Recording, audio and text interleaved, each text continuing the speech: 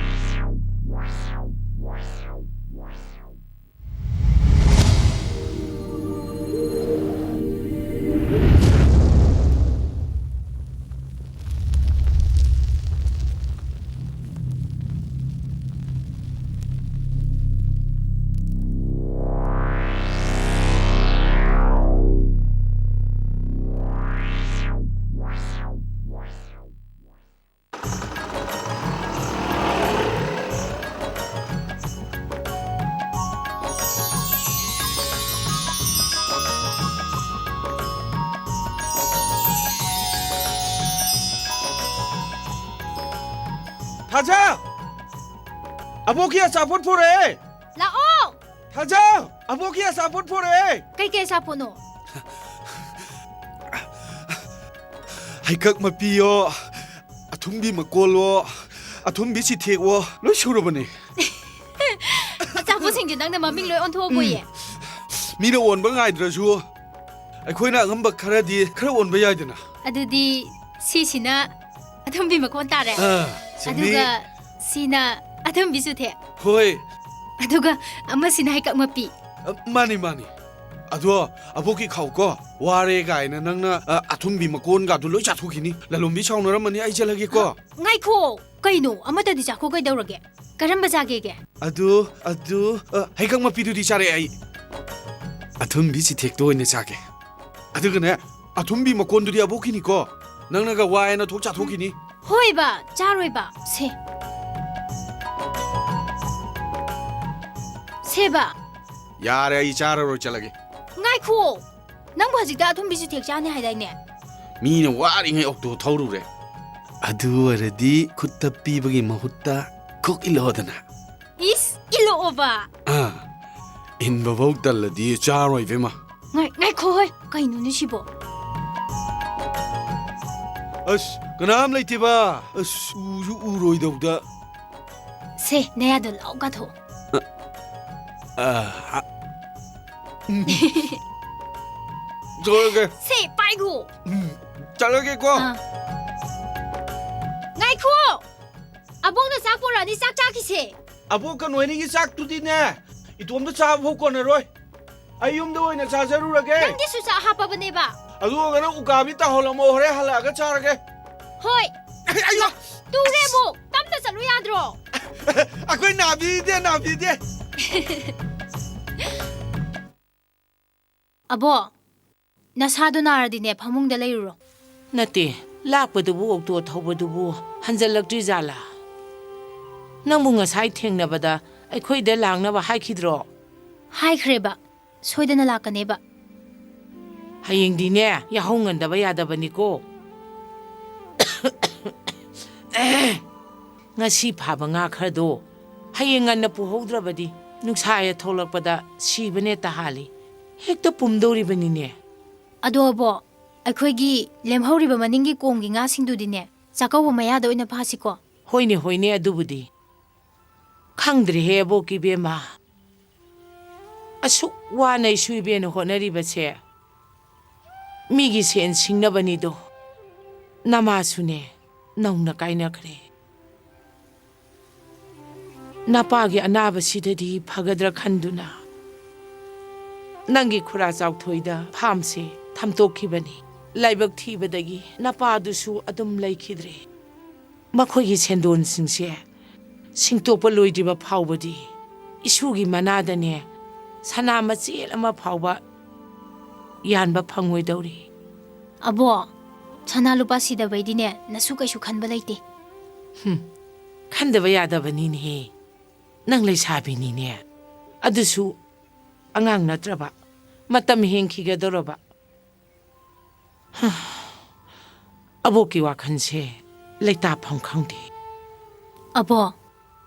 ꯑꯩꯗꯤ ꯌꯨꯝ ꯄꯥꯟꯒꯦ ꯈꯟꯗ꯭ꯔꯦꯗ ꯑꯕꯣꯛꯀ ꯑꯗꯨꯝ ꯂꯩꯃꯤꯟꯅꯔꯗꯧꯅꯤ ꯍꯦ ꯑꯉꯥꯎꯕꯤ ꯑꯕꯣꯛꯇꯤ ꯑꯍꯜ ꯑꯣꯏꯔꯕꯅꯤꯅꯦ ꯏꯃꯪꯒꯤ ꯈꯨꯠꯅ ꯂꯥꯝꯕ ꯐꯪꯉꯕꯅꯤꯅꯦ ꯅꯪꯅ ꯑꯕꯣꯛꯄꯨ ꯑꯁꯨꯝ ꯁꯪꯗꯨꯅ ꯂꯩꯔꯕꯗꯤ ꯑꯕꯣꯛ ꯁꯤꯈ꯭ꯔꯀꯥꯟꯗꯗꯤ ꯅꯪ ꯀꯅꯥꯒ ꯂꯩꯍꯧꯒꯅꯤ ꯃꯁꯤꯗꯤ ꯑꯩꯅꯦ ꯑꯕꯣꯛ ꯊꯥꯗꯣꯛꯇꯨꯅ ꯆꯠꯄ ꯉꯝꯃꯣꯏ ꯑꯕꯣꯛꯅ ꯁꯤꯕ ꯃꯐꯝꯗ ꯑꯩ ꯁꯣꯏꯗꯅ ꯁꯤꯒꯅꯤ ꯀꯩꯅꯣ ꯅꯪ ꯉꯥꯡꯉꯤꯗꯣ ꯍꯥ ꯍꯩꯍꯩꯗꯦ ꯂꯥꯏꯔꯒꯦꯔꯥ ꯅꯪꯒꯦꯔꯥ ꯑꯕꯣꯛꯅ ꯂꯩꯔꯤꯉꯩꯗ ꯅꯪ ꯌꯨꯝ ꯄꯥꯟꯒꯗꯕꯅꯤ ꯊꯥꯖ ꯍꯩꯃꯥ ꯑꯕꯣꯛ ꯂꯥ ꯂꯥꯛꯄ ꯆꯪꯉꯧ ꯂꯥꯎ ꯁꯦ ꯐꯝꯃꯨ ꯑꯆꯥꯄꯣꯠꯇꯤ ꯑꯣꯛꯇꯣꯗ ꯂꯩꯍꯧꯔꯦ ꯌꯥꯔꯦ ꯅꯪꯅ ꯅꯤꯇꯤꯒꯤ ꯑꯆꯥꯄꯣꯠ ꯂꯩꯔꯛꯄꯁꯦ ꯅꯪꯒꯤ ꯊꯥꯎꯒꯤ ꯁꯦꯟꯗꯣꯡꯉꯩꯅꯦ ꯂꯣꯏꯅ ꯆꯠꯂꯝꯃꯅꯤ ꯍꯦꯔꯥꯕꯣ ꯁꯦꯟ ꯇꯥꯟꯕ ꯍꯥꯏꯕꯁꯤꯗꯤ ꯍꯌꯦꯡ ꯁꯤꯗ꯭ꯔꯤꯐꯥꯎ ꯇꯥꯜꯂꯗꯧꯅꯤ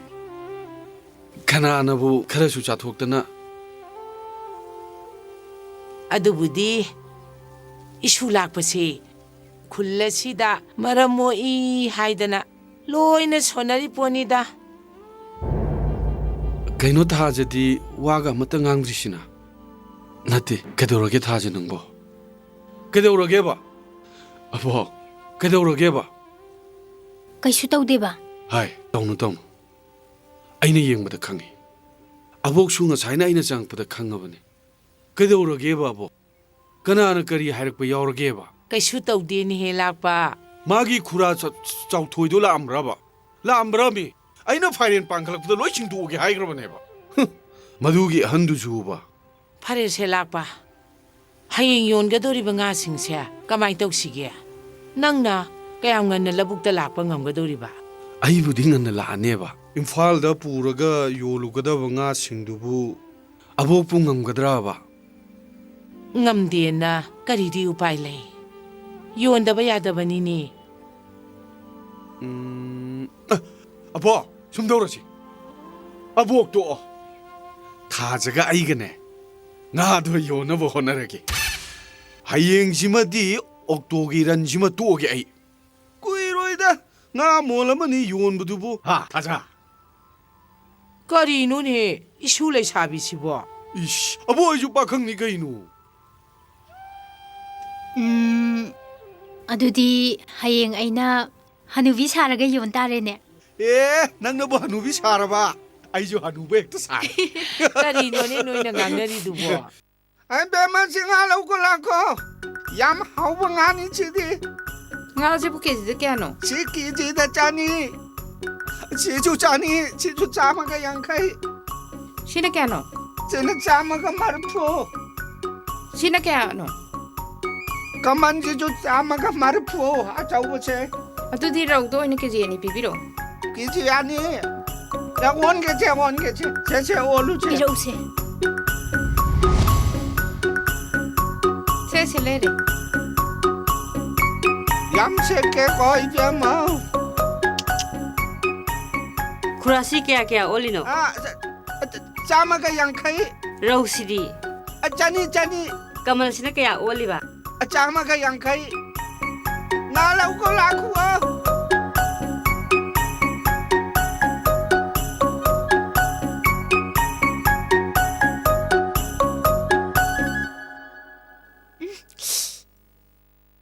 하우디 얌 하웨버고 모록디 기당 샤. 생주지디 모록 사라가 하오네. 남it 나가도 칭들어. 칭해.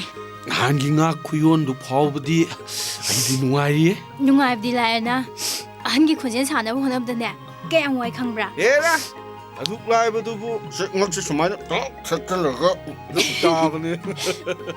अतै लाइरी नंगना मीगी nga lay lakpa mauna masa katang phajaya ponte nangna masai da bunna munna yengadana aduna kamai taino ha kamai taino ba Chagumane yengini. kayeba isagum bane ba Yango mittuda koyanina hallaman charorabnina icha imau orbo he khaluriba. ngatre yengune Asengwagine. handakti nga yon badudagi asitpa senphamdo adudagine mobile macha amam laihusirana khoinigi khanbaneba 나고 아두기 마담 나트리. ꯅꯣꯏꯒꯤ ꯐꯥꯔꯝꯁꯦ ꯃꯤꯒꯤꯗ ꯊꯝꯈꯤꯕꯅꯤ ꯈꯪꯕ ꯃꯁꯤꯗꯪ ꯍꯥꯟꯅ ꯍꯟꯅꯕ ꯍꯣꯠꯅꯈꯤꯁꯦ ꯑꯩꯁꯨ ꯁꯦꯟ ꯈꯔ ꯁꯥꯒꯠꯄ ꯍꯣꯠꯅꯔꯤꯕꯅꯤ ꯌꯨꯝꯗ ꯑꯩꯈꯣꯏ ꯃꯥꯗꯅꯦ ꯃꯔꯨꯞ ꯃꯆꯥ ꯑꯃꯁꯨ ꯌꯥꯎꯍꯜꯂꯤꯕꯅꯤ ꯁꯖꯤꯕꯨ ꯄꯥꯡꯈꯠꯂꯛꯄꯗ ꯐꯪꯒꯅꯤ ꯑꯗꯨꯒ ꯄꯨꯟꯅ ꯑꯩꯈꯣꯏꯗꯒꯤ ꯑꯔꯩꯕꯗꯨꯒ ꯁꯥꯒꯠꯂꯦꯗꯅ ꯈꯨꯔꯥ ꯆꯥꯎꯊꯣꯏꯒꯤꯁꯦ ꯂꯣꯏꯅ ꯂꯣꯏꯁꯤꯟꯈ꯭ꯔꯁꯦ ꯑꯗꯨꯗꯅꯦ ꯅꯣꯏ ꯑꯩꯈꯣꯏꯁꯦ ꯋꯥꯈꯜ ꯂꯧꯁꯤꯡ ꯑꯃ ꯊꯣꯛꯀꯅꯤ ꯑꯗꯨꯗ ꯑꯊꯨ ꯑꯀꯥꯏ ꯍꯥꯏꯕ ꯑꯃꯁꯨ ꯂꯩꯗꯅ ꯅꯪꯅ ꯑꯣꯛꯇꯣ ꯊꯧꯏꯅꯦꯅ ꯍꯜꯂꯛꯏꯅꯦꯁꯨ ꯈꯪꯗꯦ ꯍꯜꯂꯛꯇꯦꯅꯦꯁꯨ ꯈꯪꯗꯦ ꯑꯗꯨꯗꯒꯤ ꯃꯔꯛꯇ ꯀꯩꯗꯧꯔꯕ ꯍꯣ ꯋꯥꯔꯤ ꯁꯥꯟꯅꯅꯤꯡꯉꯛꯄ ꯀꯩꯅꯣ ꯈꯪꯗꯦ ꯑꯗꯨꯒꯤꯁꯨ ꯃꯇꯝ ꯂꯥꯛꯈꯤꯅꯤꯌꯦ ꯃꯇꯝ ꯉꯥꯏꯕꯗꯅꯦ ꯑꯩꯈꯣꯏꯅꯗꯤꯅꯦ ꯆꯩꯁꯨ ꯄꯥꯏꯕꯅ ꯍꯥꯟꯗꯣꯏꯅꯤ ꯍꯦ ꯐꯥꯝꯁꯤꯕꯨ ꯍꯦꯛ ꯍꯜꯂꯕ ꯅꯦꯛꯁ ꯏꯌꯥꯔ ꯃꯦꯔꯦꯖ ꯈꯪꯉꯦꯗꯅ ꯑꯁꯦꯡꯕꯩꯔꯣ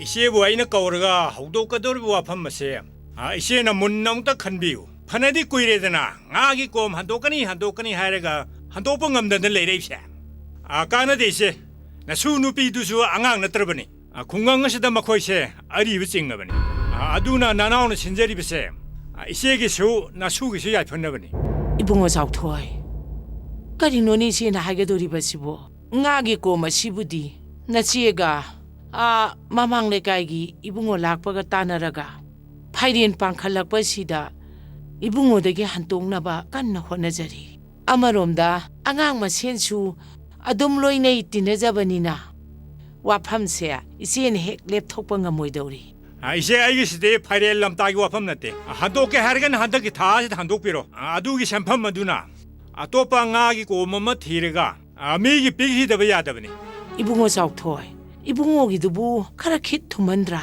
asukui ibungo na ngaibirak ngaibiba phairem pangkhalakpa sibaudangdi ngaibiyu 이제 ngasi 바우다 이제 오이나 하이버더니 나나오는 야두는 락리비시 라이오이 커바 이나우두수 핵 뽕미나바 이나우도는 간자버니 이제디 나나우 이누웅 시비드바 말리네 saukthoi inaugi tawbiman isesu loinamak khangi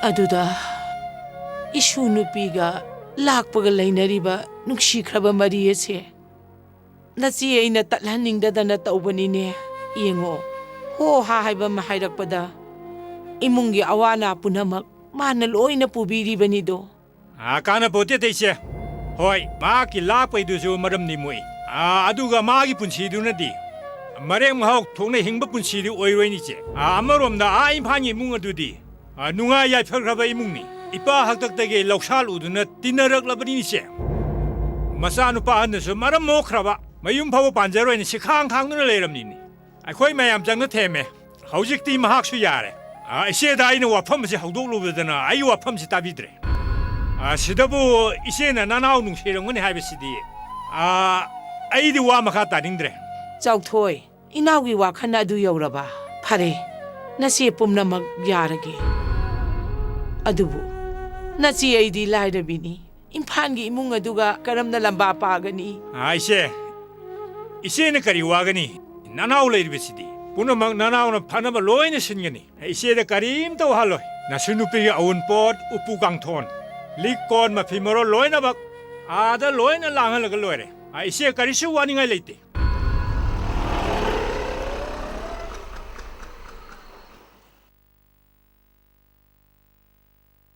तालाकपा लानदि खनगेनो ऐ केनोमता हाइगे हायो कइनो हायुने इचे थाजोइगी मुंगदो अखोइगे मरि मेता थोकेबा अदु केदौरबा इचे थाजदो इम्फालदगी नुपा अमगने लुहोंगनीना लुहोंगबगी हाइना सिंगनारबा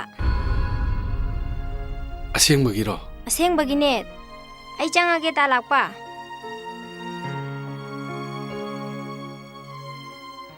sukdor mama pom da sarupudi mapok tararak mi na pom da bane na pagani namo ki mapok ta isui bi na karilan kiduna handaki mapo sida migi mi khapo na karigi hingali bano mama mapana nauna huntong piram laba maray bak thirabi isugi mitki piye sidadi mabok aina punsigi taloy aina khanbani adubu ꯏꯁꯨꯒꯤ ꯃꯤꯠꯀꯤ ꯄꯤꯁꯦ ꯃꯕꯣꯛ ꯑꯩꯅ ꯊꯤꯡꯕ ꯉꯝꯗꯔꯦ. ꯍꯦ ꯇꯥꯏꯕꯪ ꯁꯦꯝꯕ ꯃꯄꯨ, ꯅꯪꯁꯨ ꯄꯨꯟꯁꯤꯒꯤ ꯃꯅꯤꯡ ꯊꯨꯡꯖꯗ꯭ꯔꯕꯤ ꯏꯁꯨ ꯑꯁꯤꯒꯤ ꯃꯇꯧ ꯑꯁꯤ ꯎꯔꯒ ꯅꯍꯥꯛꯁꯨ ꯄꯦꯜꯂꯕ꯭ꯔꯣ? ꯍꯥꯏꯌꯣ, ꯅꯍꯥꯛꯁꯨ ꯏꯁꯨꯒꯤ ꯃꯇꯧ ꯑꯁꯤ ꯌꯦꯡꯉꯒ ꯅꯨꯡꯉꯥꯏꯔꯤꯕ꯭ꯔꯣ?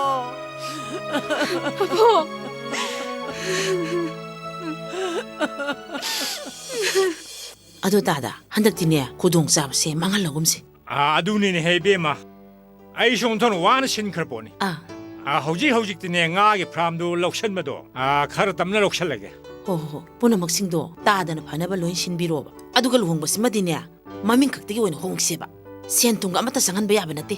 ꯑꯗꯨꯅꯤꯅꯦ ꯏꯕꯦꯝꯃ, ꯃꯈꯣꯏꯒꯤꯁꯨ ꯃꯁꯨ ꯃꯕꯦꯟꯗꯅꯤ. ꯃꯤꯒ ꯂꯩꯖꯕ ꯅꯠꯇꯦꯅꯤ. ꯑꯉꯥꯡ ꯑꯗꯨꯗꯤ ꯃꯕꯨꯡ ꯃꯄꯥꯎ ꯐꯈ꯭ꯔꯕꯖꯥꯠꯅꯤ. ꯌꯥꯔꯦ ꯄꯨꯝꯅꯃꯛ ꯅꯪ ꯇꯥꯗꯅ ꯐꯅꯕ ꯁꯤꯜꯂꯛꯑꯒꯦ. ꯍꯣꯏ. ꯉꯁꯤ ꯑꯩꯅ ꯈꯨꯡꯒꯪ ꯑꯁꯤꯗ ꯃꯀꯥ ꯂꯥꯝꯅ ꯍꯤꯡꯂꯤꯕꯁꯦ ꯂꯥꯏꯑꯣꯏꯈ꯭ꯔꯕ ꯅꯪꯒꯤ ꯅꯄꯨꯔꯣꯏꯕ ꯏꯕꯦꯝꯃꯒꯤ ꯃꯄꯥꯟꯗꯒꯤꯅꯤꯅꯦ. ꯇꯥꯗꯅ ꯅꯨꯡꯁꯤꯗꯅ ꯄꯪꯇꯥ ꯍꯦꯛ ꯇꯥꯛꯄꯤꯔꯦ. ꯑꯗꯨꯗꯤꯅꯦ ꯇꯥꯗ, ꯑꯩꯁꯨ ꯌꯧꯅꯅꯕ ꯑꯃꯨꯛ ꯇꯧꯖꯔꯒꯦ. ꯉꯥꯏꯈꯣ. ꯅꯆꯦ ꯍꯣꯏꯅꯅꯦ ꯐ꯭ꯔꯥꯝꯗꯒꯤ ꯉꯥ ꯄꯨ ꯂꯥꯛꯑꯅꯤ. ꯍꯣꯔꯦꯟ ꯑꯥꯗꯅꯦ ꯅꯅꯤꯅ ꯑꯃꯨꯛ ꯍꯥꯎꯅ ꯊꯣꯡꯉ ꯆꯥꯔꯨꯆꯣ. ꯍꯣꯏ ꯇꯥꯗ. ꯍꯟꯗꯛꯀꯤ ꯃꯇꯥꯡ ꯑꯁꯤ ꯂꯥꯛꯄ, ꯑꯕꯣꯛꯄꯨ ꯀꯔꯤ ꯍꯥꯏꯌꯨ ꯍꯥꯏꯕꯅꯣ? ꯂꯦꯝꯂꯩ ꯉꯥꯅ ꯋꯥ ꯉꯥꯡꯒꯦ ꯇꯧꯕꯗ ꯂꯥꯏꯖꯩꯁꯤꯡꯅ ꯄꯜꯂꯤ ꯍꯥꯏꯕꯗꯣ ꯑꯕꯣꯛꯇ ꯆꯞ ꯃꯥꯟꯅꯅ ꯊꯣꯡꯂꯔꯦ. ꯄꯨꯝꯅꯃꯛ ꯑꯣꯏꯗꯨꯅꯁꯨ ꯏꯃꯥꯡꯗ ꯌꯦꯛꯅꯕ ꯆꯥꯝꯃ ꯂꯤꯁꯤꯡ ꯂꯥꯛꯑꯒꯁꯨ ꯑꯕꯣ, ꯑꯩ ꯊꯥꯖꯕꯨꯗꯤ ꯊꯥꯗꯣꯛꯄ ꯉꯝꯃꯣꯏꯌꯦ. ꯑꯩꯁꯨ ꯉꯝꯃꯣꯏ ꯍꯥꯏꯔꯤꯁꯤꯅꯤ ꯑꯕꯣ. ꯅꯪꯒ ꯏꯁꯨꯒ ꯂꯩꯅꯔꯤꯕ ꯃꯔꯤ, ꯅꯪꯅ ꯏꯁꯨ ꯏꯕꯦꯟꯒꯤ ꯏꯃꯨꯡꯒꯤ ꯍꯣꯠꯅꯕꯤꯔꯤꯕ ꯄꯨꯝꯅꯃꯛ ꯂꯩꯀꯥꯏꯅ ꯂꯣꯏꯅ ꯈꯪꯉꯤ. ꯃꯄꯣꯠꯁꯤꯃꯒꯤꯗꯤ ꯅꯪꯒꯤ ꯂꯃꯜ ꯑꯗꯨꯃꯛ ꯇꯣꯟꯗꯅ ꯂꯩꯍꯧꯔꯒꯅꯤ. ꯑꯗꯨꯕꯨ ꯂꯥꯛꯄ, ꯀꯔꯤꯗꯤ ꯎꯄꯥꯏ ꯂꯩꯔꯤ? ꯏꯕꯨꯡꯉꯣ ꯆꯥꯎꯊꯣꯏꯒꯤ ꯑꯄꯥꯝꯕꯗ ꯂꯥꯏꯔꯕꯤ ꯀꯅꯥ ꯂꯩꯖꯗ꯭ꯔꯕꯤ? ꯃꯤꯒꯤ ꯁꯦꯟꯗꯣꯟꯅ ꯈ꯭ꯋꯥꯡ ꯀꯣꯏꯔꯕꯤ ꯍꯅꯨꯕꯤ ꯑꯩꯅꯕꯨ ꯀꯔꯤꯒꯤ ꯌꯦꯠꯄ ꯉꯝꯃꯨꯒꯗꯒꯦ? 그래, 구라 ꯆꯥꯎꯊꯣꯏ. ꯑꯩ ꯈꯣꯡꯅ ꯊꯣꯡꯅ ꯆꯠꯇꯅ ꯉꯥꯒꯤ ꯀꯣꯝꯁꯤꯗꯗꯤ ꯐꯥꯏꯔꯦꯟ ꯄꯥꯡꯈꯠꯂꯛꯄꯁꯤ ꯐꯥꯎꯕꯗꯗꯤ ꯉꯥꯏꯌꯣꯅ ꯌꯥꯔꯒ ꯍꯥꯏꯖꯈ꯭ꯔꯕꯅꯦꯕ. ꯐꯩ, ꯉꯁꯤꯃꯛ ꯑꯩꯒꯤ ꯌꯨꯝ ꯏꯪꯈꯣꯜ ꯌꯣꯜꯂꯁꯨ ꯍꯌꯦꯡ ꯐꯥꯎꯕꯒꯤ ꯃꯅꯨꯡꯗꯗꯤꯅꯦ ꯃꯥꯒꯤ ꯁꯦꯟꯗꯣ ꯄꯤꯒꯦ ꯑꯩ. ꯑꯗꯨꯒ ꯃꯥꯅ ꯃꯊꯧ ꯂꯩꯇꯅ ꯊꯥꯖꯕ ꯏꯝꯐꯥꯜꯗ ꯊꯥꯖꯅꯕ ꯁꯤꯟꯕꯗꯨꯗꯤ ꯂꯥꯛꯄ ꯑꯩ ꯂꯩꯔꯤꯉꯩꯗ ꯃꯄꯣꯛꯁꯤꯃꯒꯤ ꯑꯣꯏꯊꯣꯛꯂꯣꯏ. ꯂꯥꯛꯄ, ꯅꯪ ꯑꯝꯇ ꯉꯥꯏꯈꯣ. ꯑꯕꯣꯡꯅ ꯍꯥꯏꯔꯤꯕꯁꯦ ꯅꯪ ꯑꯃꯨꯛꯇꯗꯤ ꯇꯥꯎꯅꯦ. ꯂꯥꯛꯈꯣ. ꯑꯕꯣ, ꯅꯪꯁꯨ ꯂꯥꯛꯄꯕꯨ ꯅꯨꯡꯁꯤꯗ꯭ꯔꯕ꯭ꯔꯅꯦ ꯑꯕꯣ? ꯍꯥꯏꯌꯣ, ꯅꯪꯁꯨ ꯂꯥꯛꯄꯕꯨ ꯅꯨꯡꯁꯤꯗ꯭ꯔꯕꯣ? ꯍꯦ ꯑꯉꯥꯎꯕꯣ, ꯏꯁꯨꯕꯨꯗꯤ ꯀꯔꯤꯒꯤ ꯑꯕꯣꯡꯅ ꯅꯨꯡꯁꯤꯔꯣꯏꯗꯣꯔꯤꯕꯅꯣ? ꯑꯕꯣ ꯋꯥ ꯍꯥꯏꯒꯦꯁꯦ. ꯂꯥꯏꯑꯣꯏꯈ꯭ꯔꯕ ꯊꯥꯖꯒꯤ ꯃꯄꯥꯗꯣ ꯍꯤꯡꯕꯨ ꯍꯤꯡꯂꯕꯗꯤ ꯍꯥꯏꯗꯨꯅ ꯌꯥꯝꯅ ꯋꯥꯅ ꯒꯨꯋꯥꯍꯥꯇꯤꯗ ꯄꯨꯔꯒ ꯂꯥꯏꯀꯟꯅꯈꯤꯕꯅꯦ. ꯃꯗꯨꯗ ꯑꯁꯪꯕ ꯁꯦꯟ ꯄꯨꯝꯅꯃꯛ ꯏꯕꯨꯡꯉꯣꯅ ꯂꯣꯏꯅꯃꯛ ꯄꯨꯊꯣꯛꯄꯤꯈꯤ. ꯃꯥꯅ ꯇꯧꯈꯤꯕ ꯃꯌꯥꯝ ꯑꯗꯨꯒꯤ ꯂꯃꯜ ꯑꯗꯣ ꯅꯕꯣꯡ ꯑꯩꯉꯣꯟꯗ ꯊꯧꯔꯛꯂꯦꯅꯦ. ꯅꯕꯣꯡꯅꯁꯨ ꯌꯥꯅꯤꯡꯗ ꯏꯁꯨꯕꯨ ꯄꯤꯔꯒꯦ ꯍꯥꯏꯗꯣꯛꯈ꯭ꯔꯦ. ꯂꯥꯛꯄ, ngasi dia bo nangina pamda maitire na kong pa na hayu su abong haijage karino abong haibin dugo ay hale bo ay abong da hairo do kaya hay kamal bo ay mga piya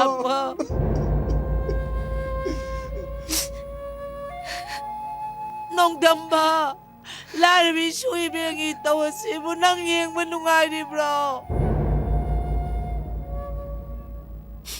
Apo, asya lagi. Ay, apo tamuan yelero. Taja, asya lagi. Taja, Laira Jarabashu, Lakpa in a number of Shizabati, Mapoxi Makine, Adobo, Nana Lap the Lake Rabasu, Nangi Awanu, I'm Fog Taraga. I know I need Jacke. Talakpa! Ay talakpa butadok to na mapam kay da susat pangamoy. Ay mapam kay da susat pangamoy. Sira basu. Ay talakpa imatungin ka ni. Talakpa. Ay nang napubo mapam da natungin do na satke. Satse. Ay mapuro. Naubi. Kariki dumay na hari pa no. Punamak siya. Nangyayay pa naman eh. Haujikti. Kung gangin na pong umalayor yahay na siya. Kalo. Abok po. Ako'y nakuhala ko siya. Isa lagi tayo. Talakpa! Talakpa!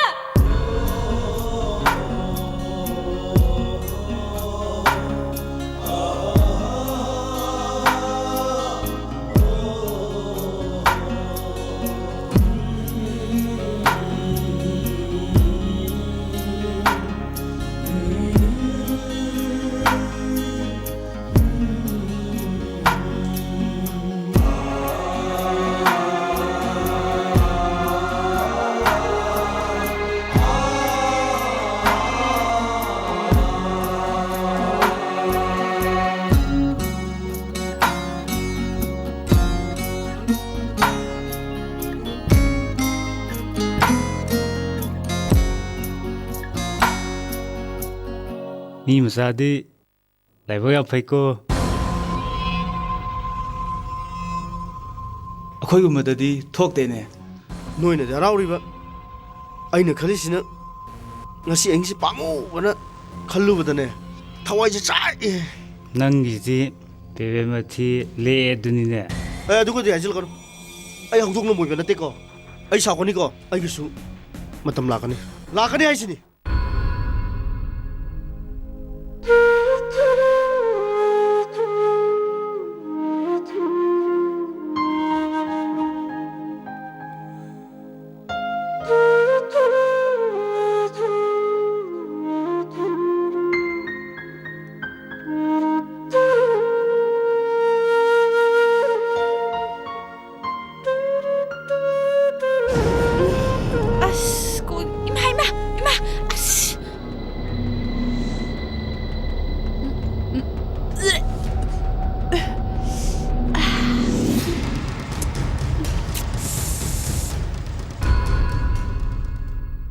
Kanano nang di?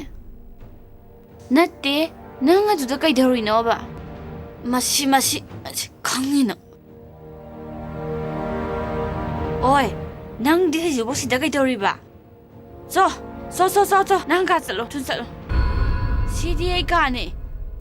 Ay gise 강제되다 나다 오보네. somna kana. Ay se, yumsigi mabiyemani ni mabiyema. Oh, adadi yumsigi mo. Mane. Ay se yumsigi mawatombi. Oh, manaw nupagi. As, masiyang ko tagreda. Adudi, ay gidi naw nupi tarene. Nasaktuga.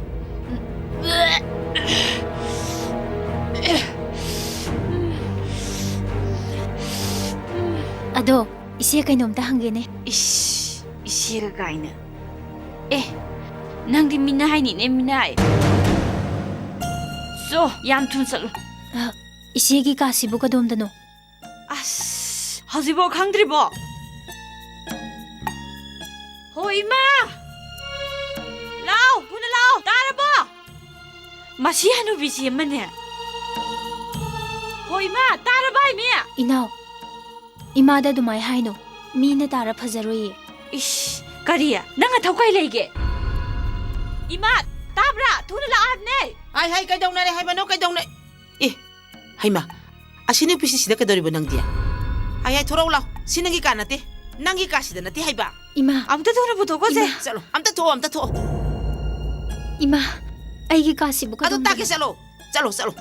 Ay, salo ne. Salo.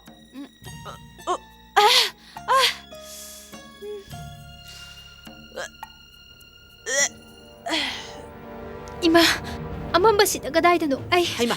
아이 기자예. 까리노 아이나 짤로디 짤로. 기제이가 가이. 짤로. 아이나 라오디 라오. 낭기 까디 짤로. 하이다노 이마. 이마, 짤로. 하이다노 이마. 신능기 까디.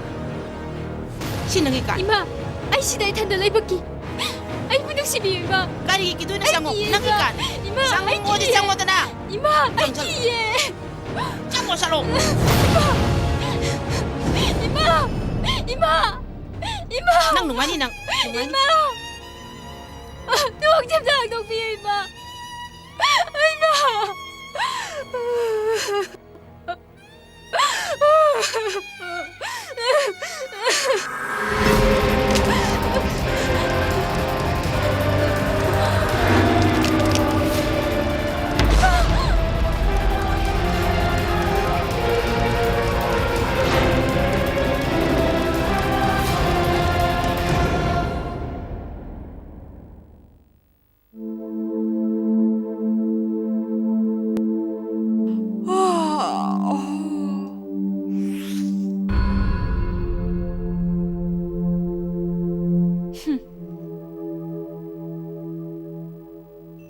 마삭시가 더우시오네. 이씨, 오이, 오이, 따브라. 낭니네 따브라. 아시그로 부칸지그나 팽도이노. 팽이야. 파자파자는 팽고. 아코디 안 판고 간자네. 라오시다. 잣로. 마삭시가.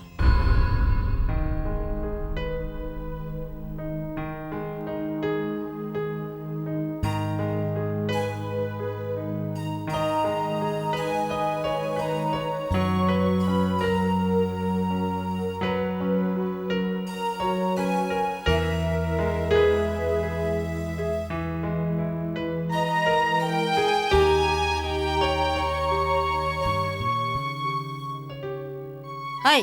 까리노 낭 떠이시 하. 까리노 낭 떠이시 보. 이마, 이문기 타바 인강 떠오르게다 그래 댕도그래. 하이. ngaiko. 아무튼 ngaiko. hꯧꯖꯤꯛꯁꯦ ꯄꯨꯡ ꯀꯌꯥ ꯇꯥꯔꯦ ꯅꯨꯃꯤꯠꯁꯦ ꯌꯧꯈ꯭ꯔꯦ ꯍꯧꯖꯤꯛꯇ ꯅꯪꯅ ꯗꯨꯛ ꯊꯥ ꯊꯣꯛꯂꯛꯏ ꯀꯔꯤꯒꯤꯅꯣ ꯑꯩ ꯀꯩꯁꯨꯕꯤ ꯁꯛꯇꯥ ꯊꯤ ꯅꯣꯏꯒꯤ 아기 록차옥도 ꯑꯗꯨꯗꯗꯤ ꯆꯠꯅꯔꯝꯒꯅꯤ ꯑꯩꯈꯣꯏ ꯁꯤꯗꯗꯤ ꯆꯠꯅꯗꯦ ꯈꯪꯉꯕ꯭ꯔꯥ 부상그러 ꯆꯠꯂꯣ 이마. 하이 쌍그러 ꯆꯠꯂꯣ ꯅꯁꯛꯇꯣ 예능데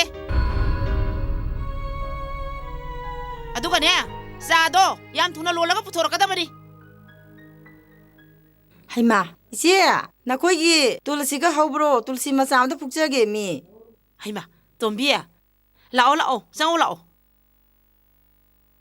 아이 하우럼네디 타자대보 아이기 목 타닝할 레이다다나냐 뚜 레이 타리시니 하이 비다한테 부터러 이제 까리기 비다노다 아이기 뚫시도 통나 파자나 하우그라바 로이나 뿌깡깡기드나 뚫시 아마땅 티레 입네미 아이수 티니 뚜 하우드다나 떠오르시니 아도 이제 그놈당기네 까이누 하요 너희 타닌도 한달 루홍브라바 까다이데 와노다 앙아오버시부 까다이디 홍도이노 미나디 아라빠다기 루홍에나 얌 하이네이고 까다이데기 앙아오버시부 까다이노 비니 야비도이노다 토밀라유다 자. 오 빨리 까다이 피로 아마두나네 나돔짜다 피요 인돔자.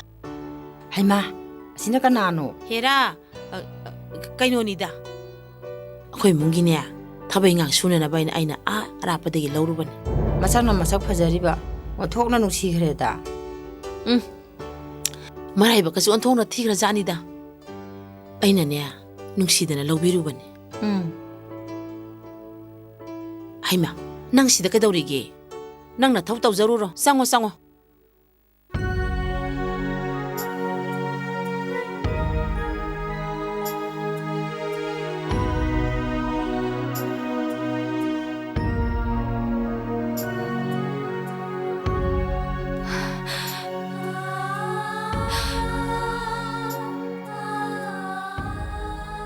낭보. 아이게 누빠네 해봐. 앙하우부 낭보. 아이게 누빠.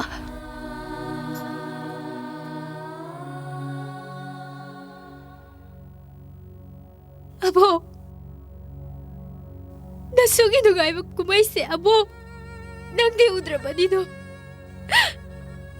가시게 누가 해봐 구마이세. ay nangahan maging mapugti karilan kinuno. lakpa. Nanga kay na halino.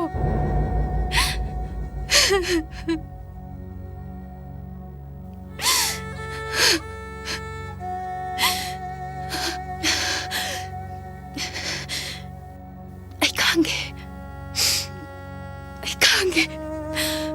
Kung kagduda halaga, migi minong masya kanga daw magisarok. Dola ba? Soy nairaman ang ginamak. Ay, mateng kara daw iraso pangage. Masina, miya maoy na puglo bagi mahaydo. Ay, oy mapangzaragi ko.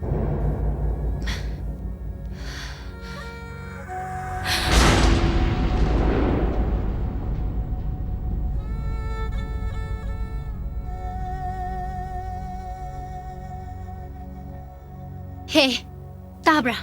Nang tabra. He, nang tabra hebene. Tabra hebene.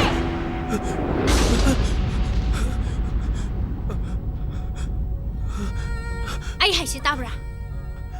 Ay wanda yengo. Ay wanda yengo. Ay hay si tabra.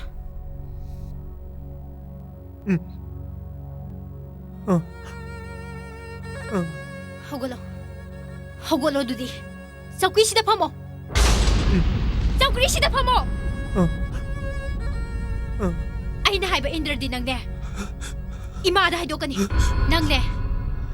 Ay na hay ba ingadab ni.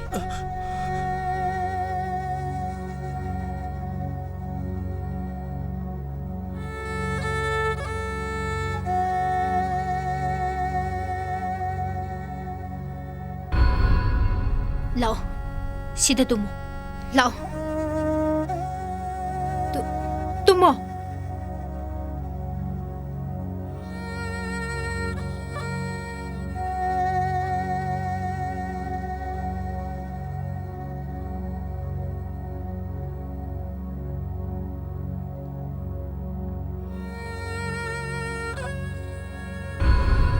나콩도 띵토 파전에 해보.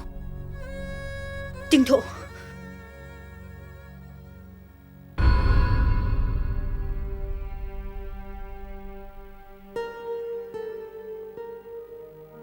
아이씨, 너 빨라이. 하이마, 이붕어 자우토이. 이붕어 오이나 랭에다나.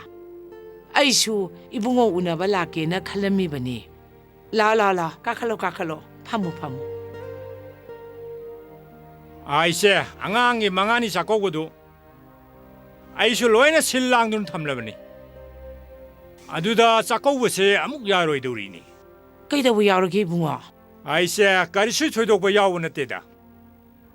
누파 mayungge haidi sagai halama laitaba yawjani aduda matam kharadang yethokna ba hairakba makhoi sega maigai na lakhotana paudu khangalakpadi phaidana isesu chakouba yawbina ba haidana lekai ge ahan manga tara chatna hairurabani ise makhoi su lake bi haijerakbani aduda lamnaga lapaga aina ta hairuragena labni se kaideda adugi budi adubu chawthoi ꯍꯧꯖꯤꯛꯇꯤ ꯃꯔꯤ ꯃꯇꯥꯏꯗꯣ ꯊꯣꯡꯅꯔꯕꯅꯤꯅ ꯂꯩꯇꯕꯒꯤ ꯊꯧꯗꯣꯛꯇꯣ ꯏꯆꯦꯁꯨ ꯍꯪꯕ ꯈꯣꯠꯄꯗꯤ ꯆꯠꯅꯤꯡꯉꯤꯅꯦ ꯂꯨꯔꯤꯕꯅꯅꯦ ꯃꯈꯣꯏꯒꯤ ꯂꯩꯔꯛ ꯐꯥꯎꯔꯒ ꯆꯠꯄꯗꯣ 이시에나 강호이도리바 신이네. 아무니럭 잘라가 아둥 강제보니다. 아두다 인팡이 ጸ너비시디니세. 아코이 샤이시가 양캐나 그래. 하이디 싸까우드나. 할라만 코럼 나들이 파우디네. 핵장나 코너버세 밤도 버금 떠봐. 까마이 또시기세. 강드레 붕어 자우토이. 이슈누비기 마삭도 우디야암나 우닝크레. 루홍바 농암바두수 람랏네 하이드나 짠나드레도. 강드레 붕어 까리노이 시에나 떠가다바세. 아도 낭나네 나수누비도 나코이기 폴레두다네 카라카디 항비우고. 아이세 아두기디 까림도 와비우고노. 하나바이나 로이니 셀러가다바니. 노빠라 이리비시디. 호호호. 파레. 하이. 따라브라 낭네 하이세. 폴라이. 본셈 또 빠이로 오예. 투나라오. 가다 입에만 폰도 빌어. 세. 파자파자나 살았고. 이마 swada sum sana lu kaino 차 좀 차로 낭 와리도 라면이야 사키누 미기 폴라 까다블라 있고 하이 폰도 빠르디 할로원 하이비 야드로 나론 톡들어 낭보 Hello? 아 이베마 낭니 쿠라삭 토이니네 Kura. 아 너복실래 세세세 너복 봐야겠세 아보기 비에마 타자 Abo. 이슈와 나 얘기하우디다나 Hoy abo. Abo. 아보 kaisu tawdi isu nungai bro Ay yam nungairi abo. makhoina di luna tawbiba natro Yam lun tawbiye. pare isu ana ye yaudi harabanina ko he sikpadane isu gidama abu leiribasini ko Hoy abo. Abo. Ay thamage. tona sangsu sanagre ko kari wai nang sanai dubo kadai piros de piro kari wari nunya Hai, adugané, matung phone torok padadanya. Yumdagi pepa hanya bisi torkano yo. Ko. Hoy ma. Ay ma. Nakhong dokan na thangu ne. Pungsi ayaw ra bane. Kasi de tabu yam lai ko. Sa kasi yang man gada bani. Nang na bathong gada bani ko.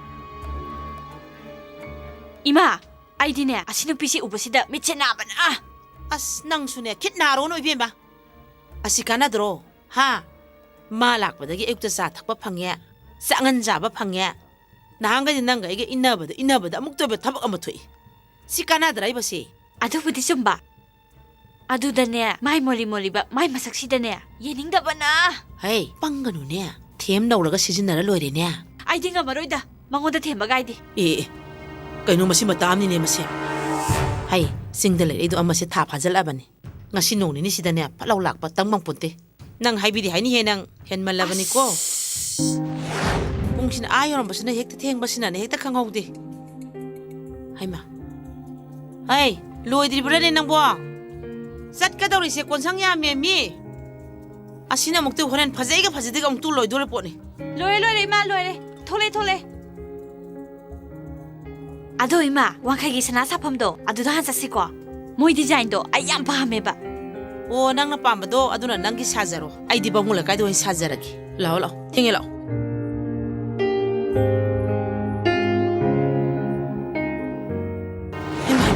Hai. 카이도 Ay nang tawris mo. 카이도 이마 Pura salo. Idong sa salo. Usitrilo nang tawris mo. Aw ima. Chalo hay bari babatuna salo hay 이마 bari. 카이도 마타시보 이마 타박감도 살아금세 마늘 람날리세 아마 부부라가 거기 망가 더 길람날리네 아스 호렌 사나기 디자인 감다 파자레로 아세 에이지 포르게 Hey. Kada mo salo ito no. Ay tawgyong. Sepayo. Ay tik tawgyong. 이마 난 포기하이러 Podore mi. Mago bre apote. Ay. Stop. Ay. Tunalaw. Nakuha na kasura tango. Sidalaw hay bani. Lao hay bani nang nakuha na karak na tango niya. Aw ima. Lao hay bani ba tunalaw. Karat tunalaw. Hay bani nakuha do. Tunalaw. Tamo. Kudel mo tamo. Jambodi jame ima. Tuay tung talaga na masi. Tamo niya. Nang karay do i. Ha? Karay do uge ba? Tonggangi drainda. 아스, 이마 앙아오버시기 아망 소이도 파이전드링 아이두다. ngan ta 포토 얘가 또 레타 파일로 드라이 나온다 하이드로. 하. 나온다 하이드. 부살로 이마 Ima. Ay nga sayang ngantana toilet changhalabani. Ay na jak thongi ngaida amo hamjalamin. 마도 nang karigino kangbra ha. 마도 nang karigino. karigino kangbra mi. Kangde. karigino kangde kan. 맞지 코미네. 맞지 투마르게 다이. 컴데나 스토리 데마샤. 부살로 이마 Ay matungda tawzaro ima. 짱그러자. 헤이, 짱그러자. 하이, 우상으로 하비세. 깔아라 무슨 소리 너? 하. 하이, 아두가 내. 앙아우도 싸야 비자가노. 강해드나. 낭나 오빠가 사다나 싸야 비자가 다기니. 마티야면 파이리세. 가봐라. 장모. 하이, 낭수네 꼬마이행 문해리바 짜칠러. 탱에 맞담제. 이마 난 코프도 숙야야 되고 하이, 뜸리요. 고치야 나리지 아니. 까이너 씹어. 짜칠러. 해.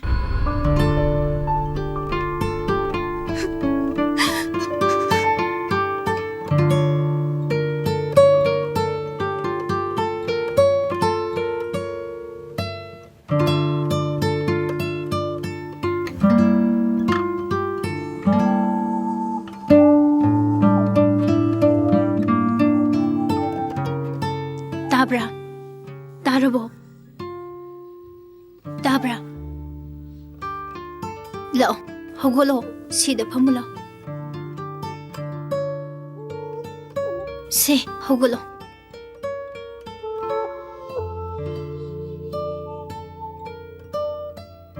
ꯂꯥꯛꯑꯣ ꯁꯤꯗ ꯐꯝꯃꯣꯕ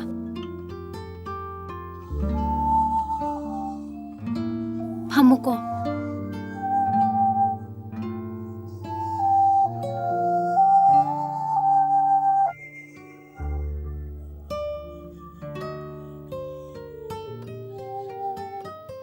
ꯀꯩꯅꯣ ꯂꯝ ꯍꯦꯟꯒꯅꯨꯀꯣ 이마 거울하게 부활루라 쟤이네 부활하게나 호호이 아두이디 마라모 오버꺼 따이톡시 마라모 이 시로라가네 짝자라담니 인장 아하우바 nga 아하우바 비자두이바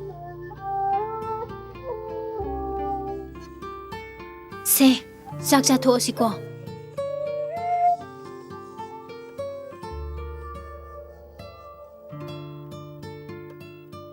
두, 인장 하우바. nga수 야오래.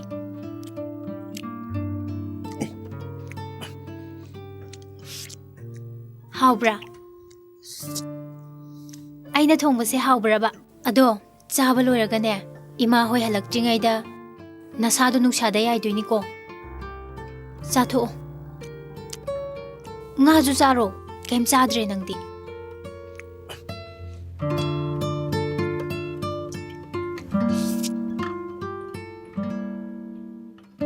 까이도 마치 싸오 두 수마이 짜드이바 수마이 셋라가네 수마이 짜드이바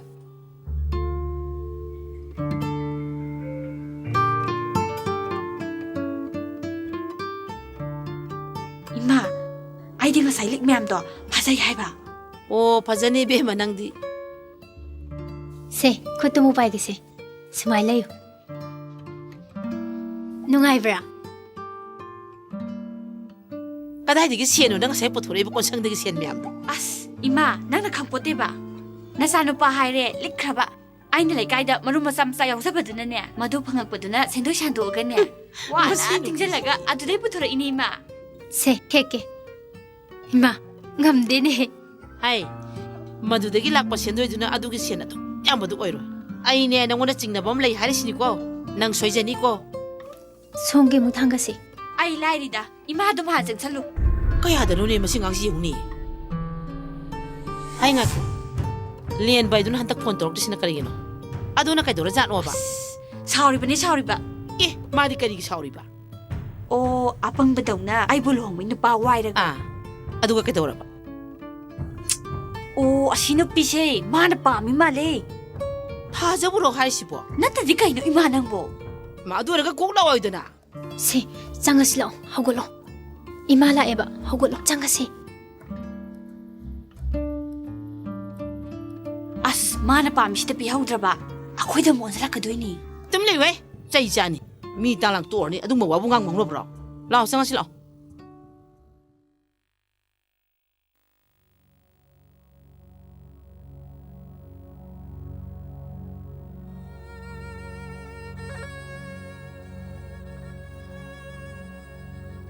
ꯑꯩꯅ ꯇꯧꯔꯤꯁꯤꯕꯨ ꯀꯩꯅꯣ ꯑꯩꯕꯨ ꯃꯐꯝꯁꯤꯗ ꯁꯨꯃꯥꯏꯅ ꯂꯩꯈꯤꯗꯣꯏꯅꯣ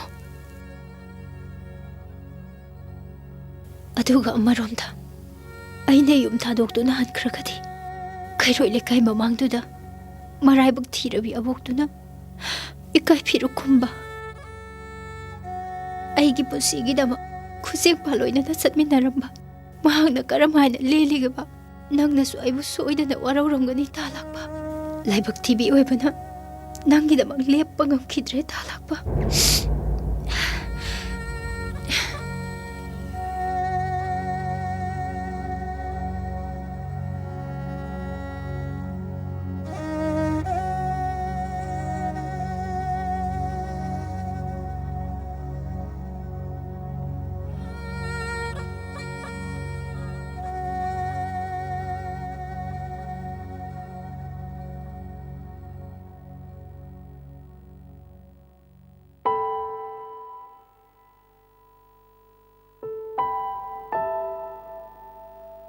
Ibema kay lawsige. Khoi mana pot khara lawsona lakpani. Kai kaugadabano su khangde. Horen imana sendu pige hairamona haire. As, nang ain khalisi sumnani ini ibido mina thara ira. Hoi. Ngaikho. Nang aina nimfu paw mata kibale. Natte nangbu ini ibidum bigi masanu pa do luhong le iro. Jingnadana hayune. Aingonda isi thoeba. Moiga khoiga se sagai neba. Moisi mabu phatmandadana ne laikai kan amta tinaba yadrabani. Hayune nangbu kamai luhong ai noba. Ise, aidi laibak yam thirabini. Ima ipana nawna hundok pirambadagi. Solabi abokna nawyok konbiduna yam wana hingjarakpani. Aikhoi khunduda Imphandagi loksan chaba khura ama lei. Mana namdana luhongbasi sinbadagi ai yumsida laisini. Yare. Ai loina khange. Nang kai waro no isi leri sidi. Nang ga iga lona wari sanagadaba me amale. Hoi ise. Ima lakpana halani. Kai no nang lawduibo. Alu kg ma thum mama asthaw botana maga. Dubudi ai pirege ne. Adu moi ma otombi duga manim duga ne yam sanabani ko. Moina kai thinda sindoi khombe hek sat khraba. Nang aikhoi da ne tanjai yangage hekta lakadabani ko. Isi ga wari yam sagadaba lei. Hoi ise. Song gi loisalase. Nahan gi duga pulap adu moinarasi ko.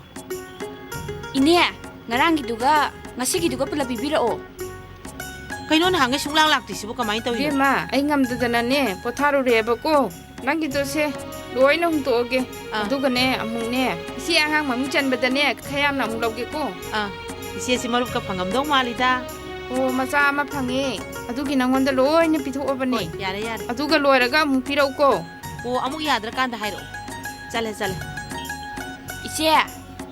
Ise gi do yam taman gare tang kham pithok no matawrodana. Se ibema loina hek pithoge. Pithoobra. Oh, yare. Yam nungai. Ima gi diga mai tawseba. Sida leirase ibema.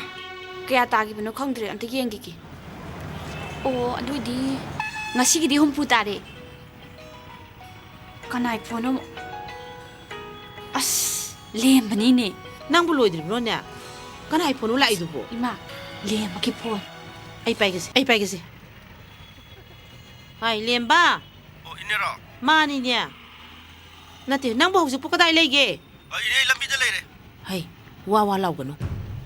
Aikhoi yumda ne nang na thanda chatlo. Thajado mathanda le hobane ba. Nang thokpa ne them nagduna nang thokpa tawro. As adubudi ai ne. Aduga ne ai wa haige. Laikai tadana ba nang thokpa haisingna singadabani ko. Adu husu poi ne oi kai leirige. Aikhoi budi kai thenda leiyi. Thadoi sura. Hoine thadoi aikhoi ni leiye ba. Adu thadoi duna sel lagadi phadowa. Taning de lang we. Nang sai char kanai ko. Thuna chalo ba, thuna chalo. Asom chase. Asuna kana muksa silaw. Hoi ma. Ima hoi halakjingai da ne. Nasado king launaba nungsai aise.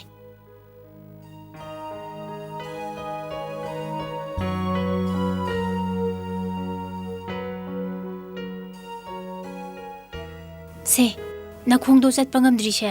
Paibi gi se. Sumaina tingthoaga nungtigi khara sumain tawradi ne pharakadoini. Nangdi phamungda adum tumjanduna lei. Nungaibra? Nangdi ne aina haibasu khumde. Ai nungsibasu nate nangdi. Aigi awabasu kyam khangbidaba. Songi mo paibi gi se.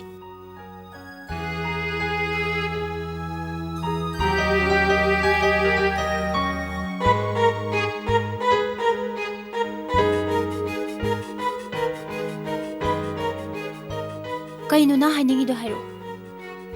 Hayo ba?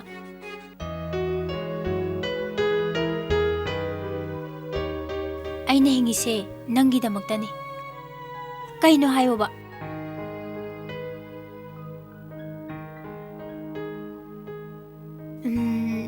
Ising thakningiro. Ngasayda ising thakke haibabu hek haijade. Nachin palido wangang namne. Sidagidi nang napambado aingonda loina haigadaba. Leiramo. Ai ising lauthoge ko.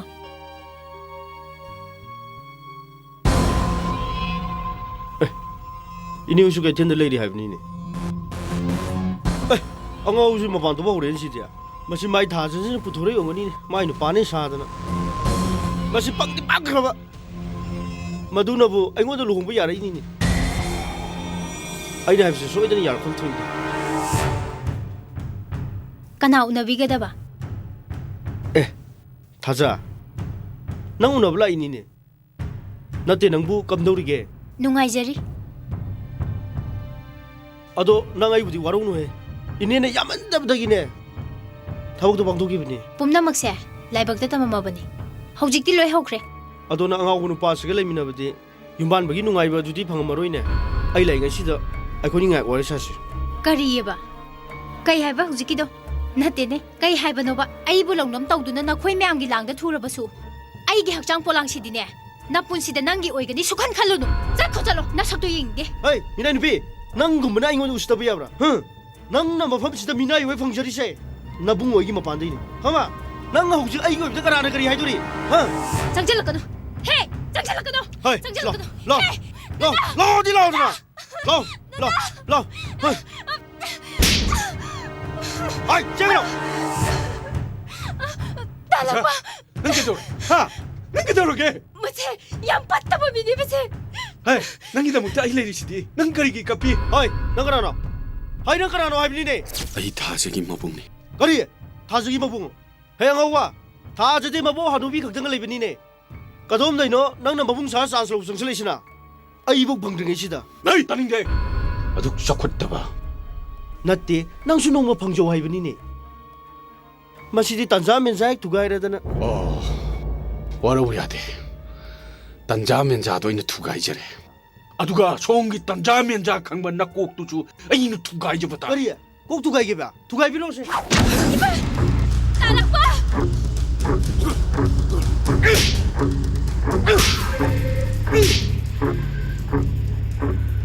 ai matung hector ba asumai dok jara matung hector ba na kok tu yo pi kang tugai nu tugai chalo chalo chalo talakpa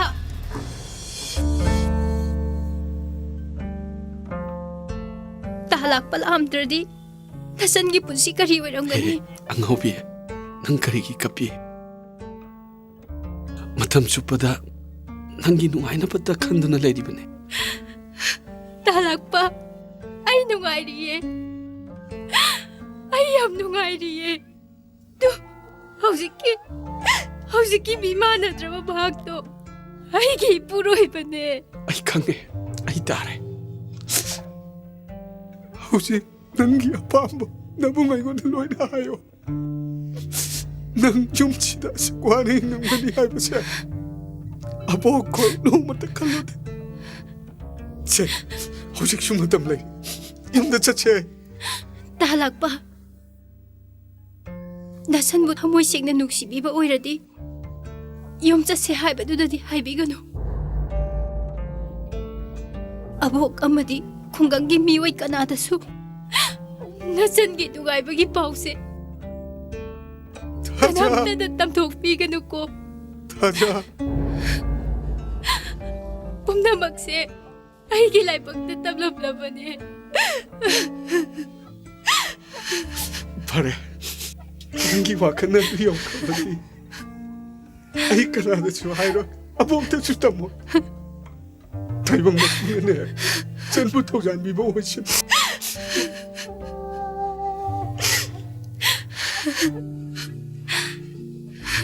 abokti anaya yaudabra yaude se patamamata nanga aiga khurang laibang amkita mobile do ngasidi nabung ina kutol tamdo laine se nangna tamna leikrapachu nangi nungsiba konjel fawbadi aboka aiga na tama phangani nangi awabu taraba matamta nabung aingona pawa hairoko ai chalage talakpa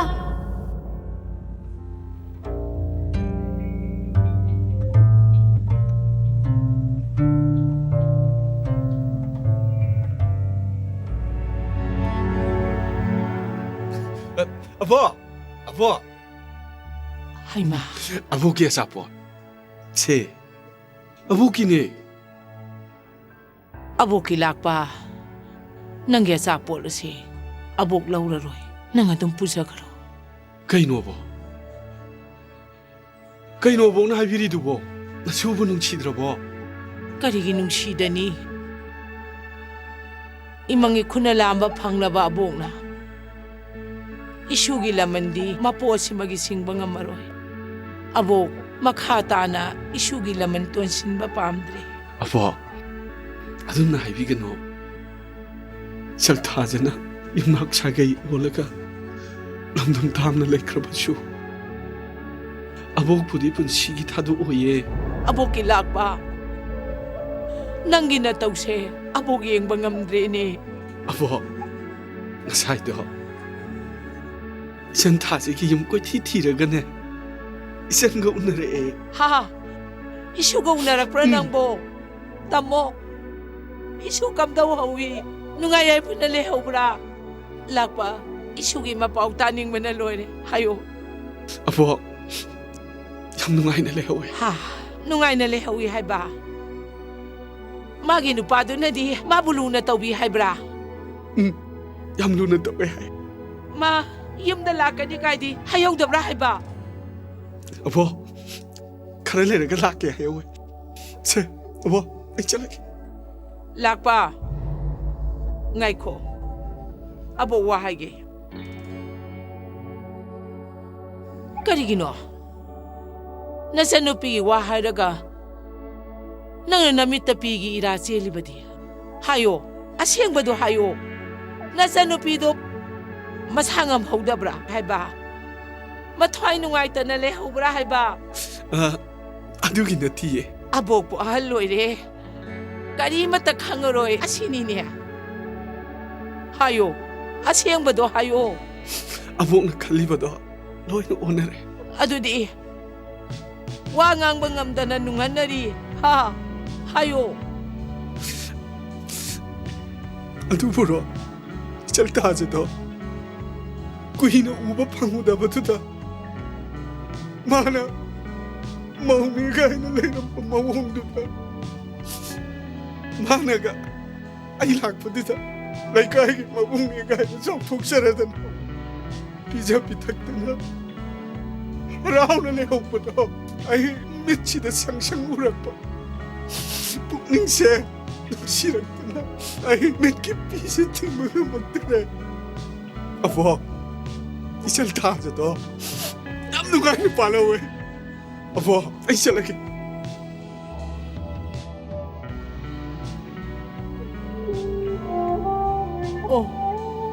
mabungning untong na numshira bazani nongdamba nang nadi tungnan bidredo lakpa nang abok pudi waraw ganuko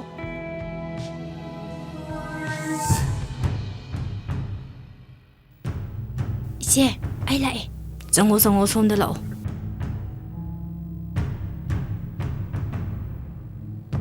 모라지데 팜모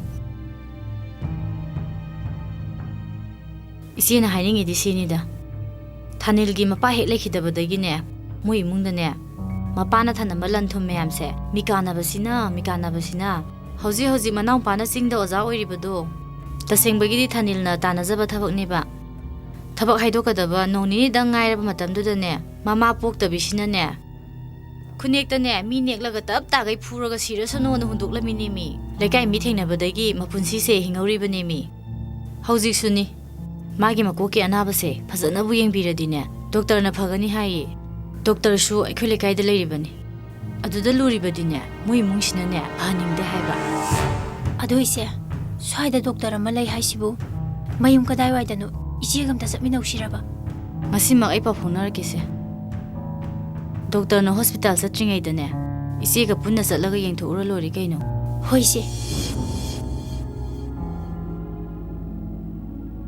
कैसु तौरये Kasu तौरो थमुइरेना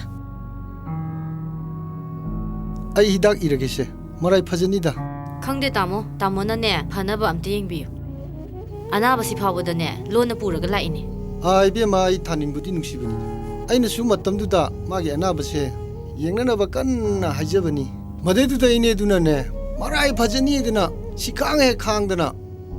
Aduda Magi Pibamse, Sio Krivani. Adubo Hojitia in Iriba Hidaksing she. Pazana Pizarro, Sang Nine Pizarro, Marai Pazanida. Say Paisalo, Sishem the Latoro. ꯑꯗꯨꯗꯤ ꯇꯥꯃꯣ ꯑꯩꯈꯣꯏ ꯃꯨꯛ ꯌꯧꯔꯒꯦ Pare Pare Yoro Yoro. ꯍꯧꯒꯠꯂꯣ ꯆꯠꯁꯦ ꯆꯠꯁꯤ ꯂꯥꯛꯑꯣ ꯏꯆꯦ ꯗꯣꯛꯇꯔꯅ ꯏꯔꯛꯄ ꯍꯤꯗꯥꯛꯁꯦ ꯀꯃꯥꯏ ꯇꯧꯁꯤꯒꯦ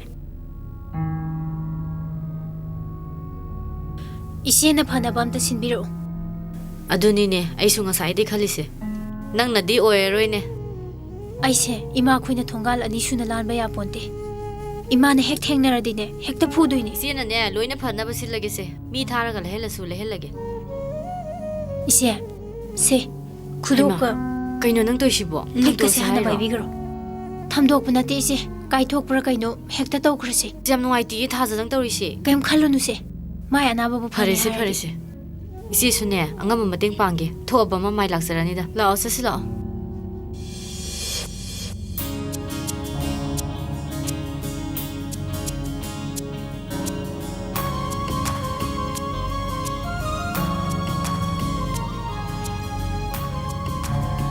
세,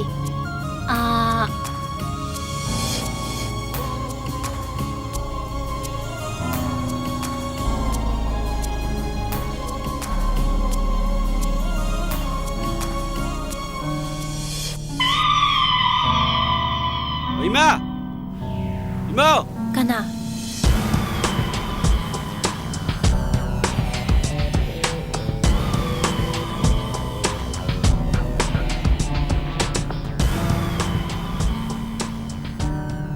이마디 이마디 타밤 자토키예. 다도이디 타도슈 레이테. 온토론 누시기레다 아두고 너는 까나 아이 뭉시기 미네. 까이 닥비게다바. 거리노 떠오르시보 ꯄꯣꯠ ꯌꯣꯟꯕ ꯃꯤꯔꯣ ꯑꯗꯨ ꯑꯣꯏꯔꯒꯗꯤ ꯀꯣꯟꯅ ꯂꯥꯛꯄꯤꯔꯣ ꯑꯩ ꯅꯨꯃꯤꯠ ꯇꯥꯗ꯭ꯔꯤꯉꯩꯗ ꯆꯦꯡ ꯁꯦꯝꯇ ꯈꯞꯄ ꯂꯣꯏꯁꯟꯒꯦ ꯇꯧꯕ ꯑꯁ ꯑꯩꯕꯨ ꯃꯪꯂ ꯇꯥꯏꯕꯪꯂ ꯁꯤꯕꯣ ꯑꯩꯁꯦ ꯊꯕꯛ ꯃꯐꯝꯗꯒꯤ ꯍꯜꯂꯛꯄꯅꯦ ꯑꯗꯨꯒ ꯅꯪꯅ ꯏꯃꯨꯡꯁꯤꯒꯤ ꯃꯤꯅꯤ ꯍꯥꯏꯖꯜꯂꯛꯏ ꯍꯩꯃꯥ ꯑꯗꯨꯗꯤ ꯅꯪ ꯑꯩꯈꯣꯏ ꯊꯥꯗꯣꯏꯒꯤ ꯅꯨꯄꯥ ꯑꯣ ꯍꯣꯏꯅꯦ ꯑꯩꯗꯤ ꯈꯪꯗ ꯇꯧꯅꯤꯀꯣ ꯑꯩ ꯃꯩ ꯄꯨꯊꯣꯔꯛꯀꯦ ꯉꯥꯏꯍꯥꯛꯇ ꯉꯥꯏꯔꯝꯃꯨ ꯀꯔꯤꯅꯣ ꯇꯧꯔꯤꯁꯤꯕꯣ ꯃꯁꯛꯁꯨ ꯑꯗꯨꯝ ꯐꯖꯩ ꯃꯁꯤ ꯑꯩꯈꯣꯏ ꯃꯥꯅ ꯀꯃꯥꯏꯅ ꯑꯃꯨꯛ ꯑꯩꯈꯣꯏ ꯃꯥꯅ ꯑꯩꯅ ꯊꯥꯗꯣꯏ ꯄꯥꯝꯗꯕꯗꯨꯗ ꯃꯥꯅ ꯅꯨꯄꯤ ꯑꯃ ꯉꯥꯡꯅꯔ ꯁꯣꯏ ꯊꯧꯔꯝꯒꯅꯦꯕ ꯑꯗꯨ ꯑꯣꯏꯇꯥꯔꯗꯤ ꯊꯥꯗꯣꯏꯁꯦ ꯇꯥꯟꯊꯣꯛꯈꯤ ꯇꯥꯝꯅꯤꯅꯦ ꯁꯦ 이따이마 수비라기 이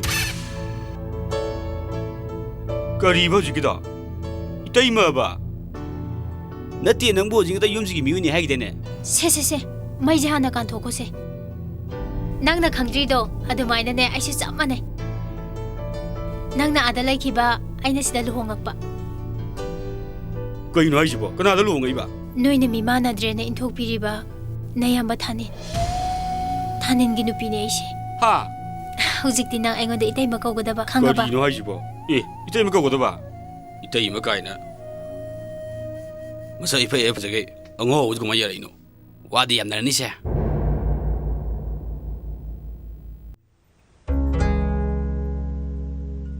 ish ngata na ga tumu janga dara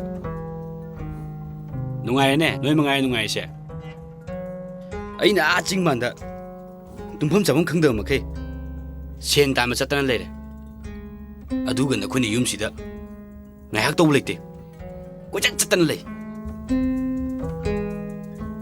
ô khôi chú nè as ngà tất cả bộ tháp hàng bộ tê ô khôi chú nè khoai làm ăn cái tên lắm nông cái tên nô mà cái nè sẽ đôi cùng làm sao bata chỗ quá cái ra nè duga ama sina kana asile thami ba kana no ama bo ô ama di ne asigi nu piche khanga ba minai nu piche hey minai ro jo masak ti dum phajai ni he nang sung mi ta ba hura ba ha mi ta ba hura ba na mo as adui wa na te da cha in chang thong ba hi ha ke dong ne ba yam haw wi wan ni nang gi se yam haw wi wa ro as nang ji wa am tang na ba de si tu mu si kan de se chang mu se tung ge nu pa hai ba za chi di ne hai ra ga ne sa mai ma pu ni a khoi di ta har ka ni ma suk suk ta si ga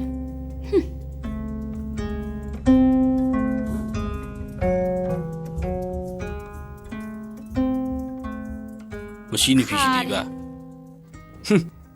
ꯆꯣꯞꯈ꯭ꯔꯕ ꯀꯩ ꯅꯨꯄꯥꯅꯣ ꯁꯤꯕꯣ ꯃꯥ ꯂꯥꯛꯇꯕꯅ ꯍꯦꯟꯅ ꯐꯕꯅꯤ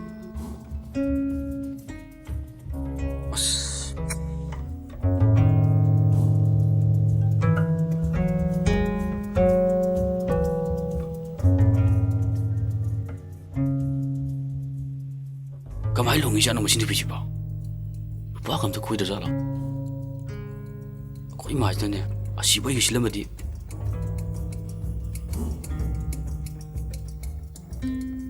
ꯀꯃꯥꯏꯅ ꯁꯤꯜꯂꯛꯏꯅꯣ ꯑꯉꯥꯎꯕ ꯅꯨꯄꯥꯁꯤꯒ ꯀꯃꯥꯏꯅ ꯂꯩꯖꯥꯠꯅꯣ ꯁꯤꯕꯣ ꯃꯁꯤ ꯑꯝꯇ ꯌꯦꯡꯒꯦꯅ ꯃꯁꯤ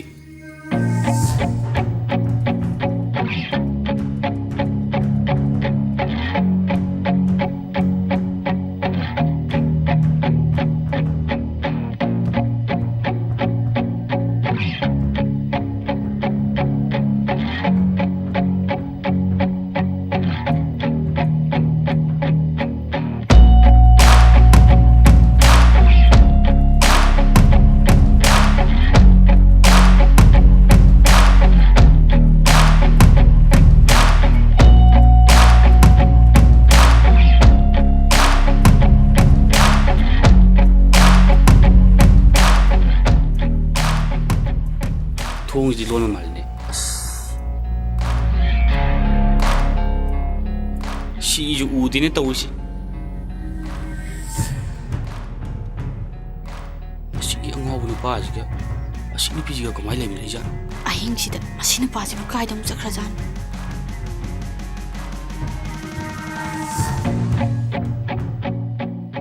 ꯑꯥꯏ ꯀꯩꯅꯣ ꯃꯥ ꯇꯧꯏꯁꯤꯕꯣ ꯑꯁ ꯃꯁꯤ ꯅꯨꯄꯤꯁꯦ ꯇꯥꯟꯊꯣꯛꯈꯤꯗꯕ ꯌꯥꯔꯣꯏ ꯋꯥ ꯌꯥꯝ ꯅꯔꯛꯄ ꯇꯥꯔꯦ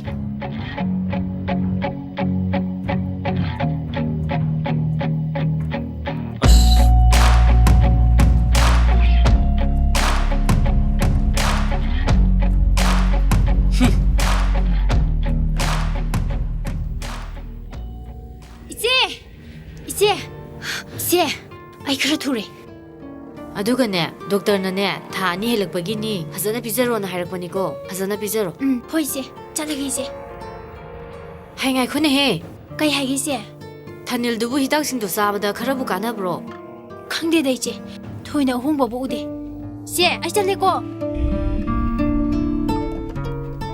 ꯉꯁꯤꯗꯤꯅꯦ ꯏꯃꯥꯅ ꯁꯦꯟꯗꯣꯏ ꯈꯣꯝꯕ ꯊꯣꯛꯈ꯭ꯔꯕꯅꯤꯅ ꯑꯩꯗꯤ ꯀꯩꯝꯇ ꯋꯥꯕꯤꯗ꯭ꯔꯦ ꯑꯗꯨꯅ ꯉꯁꯤꯗꯤ ꯑꯩꯈꯣꯏ ꯕꯥꯅꯤ ꯍꯔꯥꯎ ꯍꯔꯥꯎ ꯑꯝꯇ ꯌꯨꯝꯗ ꯂꯩꯃꯤꯟꯅꯁꯤꯀꯣ ꯏꯁꯧ ꯂꯥꯡꯅꯗꯕꯤꯗ ꯑꯝꯇ ꯂꯩꯃꯤꯟꯅꯁꯦꯕ ꯀꯅꯥ ꯏꯁꯧ ꯂꯥꯡꯒꯦ ꯍꯣꯏꯕ ꯂꯥꯡꯗꯦꯕ ꯑꯗꯣ ꯉꯁꯤꯗꯤ ꯑꯩꯅ ꯆꯥꯛ ꯊꯣꯡꯗꯣꯏꯅꯤ ꯀꯩ ꯏꯟꯖꯥꯡ ꯆꯥꯅꯤꯡꯒꯦ ꯑꯝꯇ ꯍꯥꯏꯌꯣꯕ ꯑꯩ ꯉꯁꯤꯗꯤ ꯌꯥꯝ ꯍꯥꯎꯅ ꯊꯣꯡꯗꯣꯏꯅꯤ ꯍꯥꯎꯔꯅꯤ ꯑꯁ ꯍꯥꯎꯅꯕ ꯊꯣꯡꯒꯦꯕ ꯊꯣꯡꯒꯗꯧꯔꯒꯦ ꯑꯗꯨꯕꯣ ꯅꯨꯃꯤꯠ 2-3 ꯂꯩꯔꯗꯤ ꯑꯥꯗ ꯑꯃꯨꯛ ꯆꯠꯀꯦ ꯍꯥꯏꯔꯛꯑꯅꯤ ꯍꯣꯏ ꯏꯕꯦꯝꯃ ꯑꯩꯅ ꯆꯠꯅꯤꯡꯗꯅꯅꯦ ꯆꯠꯄ ꯅꯠꯇꯦꯀꯣ ꯍꯧꯖꯤꯛꯀꯥꯟꯁꯦ ꯊꯕꯛꯀꯁꯦ ꯇꯣꯛꯅꯤꯡꯉꯕꯖꯥꯠꯅꯤ ꯑꯦ ꯑꯗꯨꯅ ꯑꯃꯨꯛ ꯀꯩ ꯅꯨꯃꯤꯠꯇꯩ ꯈꯜꯂꯛꯏꯕ ꯑꯣ ꯍꯧꯖꯤꯛꯇꯒꯤ ꯍꯥꯏꯁꯨ ꯍꯥꯏꯕꯅꯤ ꯑꯩꯈꯣꯏ ꯑꯅꯤ ꯂꯨꯍꯣꯡꯉꯤꯅꯦꯅ ꯍꯥꯊꯨ ꯇꯧꯋꯦ ꯑꯗꯨꯗꯒꯤ ꯃꯉꯥꯅꯤ ꯆꯥꯛꯀꯧꯕ ꯍꯦꯛ ꯂꯣꯏꯔꯒꯅ ꯅꯪꯅ ꯄꯣꯁꯇꯤꯡꯅꯦꯅ ꯑꯗꯨꯝ ꯆꯠꯈ꯭ꯔꯦ ꯑꯗꯣ ꯊꯕꯛ ꯇꯣꯛꯑꯁꯦ ꯍꯥꯏꯔꯣ ꯑꯁ ꯑꯗꯨꯏ ꯋꯥ ꯅꯠꯇꯦꯕ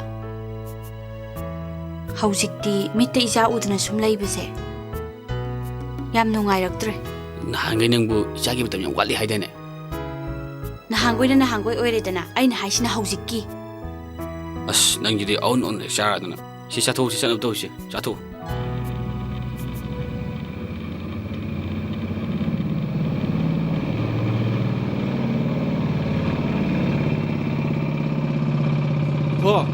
ꯌꯧꯔꯦ ꯇꯨ ꯑꯁꯣꯝꯒꯤ ꯊꯣꯡꯒꯥꯜꯁꯦ ꯂꯥꯎꯅꯦ ꯑꯕꯣꯛꯀ ꯀꯨꯝꯃꯁꯤ ꯂꯥꯎꯅꯦ ꯇꯌꯥꯔꯁꯦ ꯑꯁꯤ ꯑꯃꯨꯛꯇ ꯐꯣꯠꯂꯨꯒꯦ ꯅꯨꯡꯁꯤꯠ ꯍꯦꯛꯇ ꯇꯥꯏꯌꯦꯕ ꯑꯩ ꯁꯤꯁꯦ ꯑꯃꯨꯛꯇ ꯐꯣꯠꯂꯨꯒꯦꯕ ꯍꯣꯔꯦꯟꯋꯥꯏ ꯐꯣꯠꯄ ꯅꯪꯉꯔꯣꯏꯗ꯭ꯔꯣ ꯅꯪꯉꯣꯏꯕꯣ ꯅꯨꯡꯁꯤꯠ ꯍꯦꯛꯇ ꯇꯥꯏꯌꯦꯕ ꯑꯩ ꯐꯣꯠꯂꯒꯅꯦ ꯐꯠ ꯂꯥꯛꯀꯦ ꯑꯗꯨꯗꯤ ꯅꯪ ꯈꯔ ꯊꯨꯔꯧꯀꯣ ꯍꯣꯏ ꯑꯕꯣ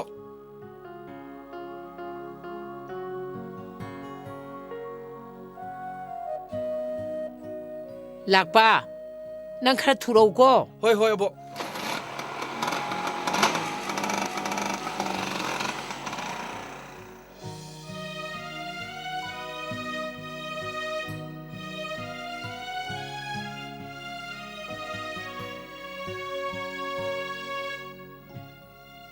Masidi oiramoida. Asi soidna oiramani.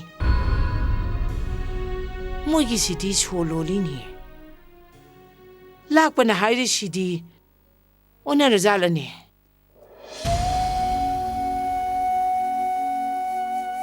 Haima, abok ki thaja. Abok laiye. Haima, abok. Thaja. Abok lai ra abok. Karigi kapi. Isugi damak abok lairi sidi. Isugi sana singdi amata siba udena. Abok, loi laiye. Aina siningdadana thamjanba. Adu abok, nangna thanda lakpra kanaga lakkeba. Adu bro. Karigi abok itomda lakadagine. Abok pusuluna tawbiba. Isu lakpaganini aina laibase. Karino magi dubu nungsit yaudre haibra. Hore haibra. Halulena thawdokhibani. Mai lakjani? Ta lakpadi aibu ningamaroida. Hai ngaikho. Madi kanano? Yengbadasu mimana dabagumna uine. Noi mungi miro. Hoi abok. Imungsigi mine. Luna tawbiu. Laikhidraba nangi pabungdusune. Mimana daba soinaiba singse yamna luna tawjarambani. Sese khawsida chapo yawbani.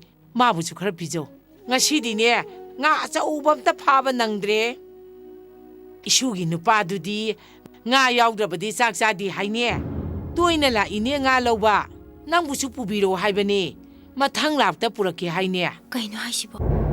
Kaino haisibo bo. Aduda sunateda madi yamna chammi. Noma sune magi sel hamna nabado. Adu kawrami habra kaino haidna lupa chamga amsu lawgi. Adu budi lawja sanuda. Adu abo. Mathang la adine. Nga su sensu amata pirunuko. Pirunuko abo. Karino ne. Mado haujikti isu oiraba natro. Yade. Imana yam saweba. Imung manung phok ningthi nungaina changnadringai sida karigi nga poraino na mathang poradi yaroidongne na sawbani. Abo, pirakanuko. Amo hana changalonuko. Hoi. Nanem pongna nungaitrabadine piraroi. Ngaikone. Kanamata laiba udabasibu kai satnagrage. Ibungo su leitabrai ba. Thabak chathokre. Ima hoisu loi chathoknakraba. Ado abo waramani ai chalo lakke. Lao. Tu sida phamsi lao. Sida hita phamjaluse. Phamo abo. Karino ne nangi yumsibo. Asira haiba. Chap manaye abo. Sisu aikhoigi, asisu aikhoigi. Animak chap manaye. Aigi yung ngaktaneba. Ima hoi thabak chathokibadudane. Pochai mangadrana. Aina solonjala thambane. Abok na nungaitraga asomdo ina phamusira. Ha? Kaisu kaide da abokidi. Abo, ai chalo lakke. Chalo luranu. Abokti chachu kya thaktre. Adui sarukpudi ising gilas ama thakke. Ising thakkeba. Ai ising lauruge abo. Haima. Kadai de ising no nangna purakadoi dubo. Abo, sida su saksang lei. Karino ne magisibo.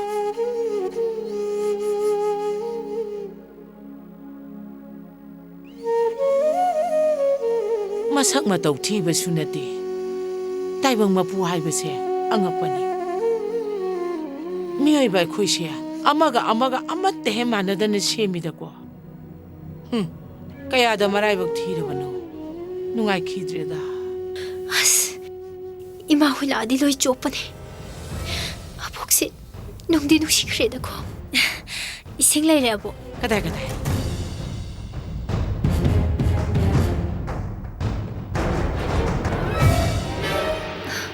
Ima hoi halakpana hantare. Abo. Isugi singsidi onthongna hawgrada. Hawbrane abo. Hawi. Ado ta lakpasibo hasi pulak trisibo. Mai laksenida.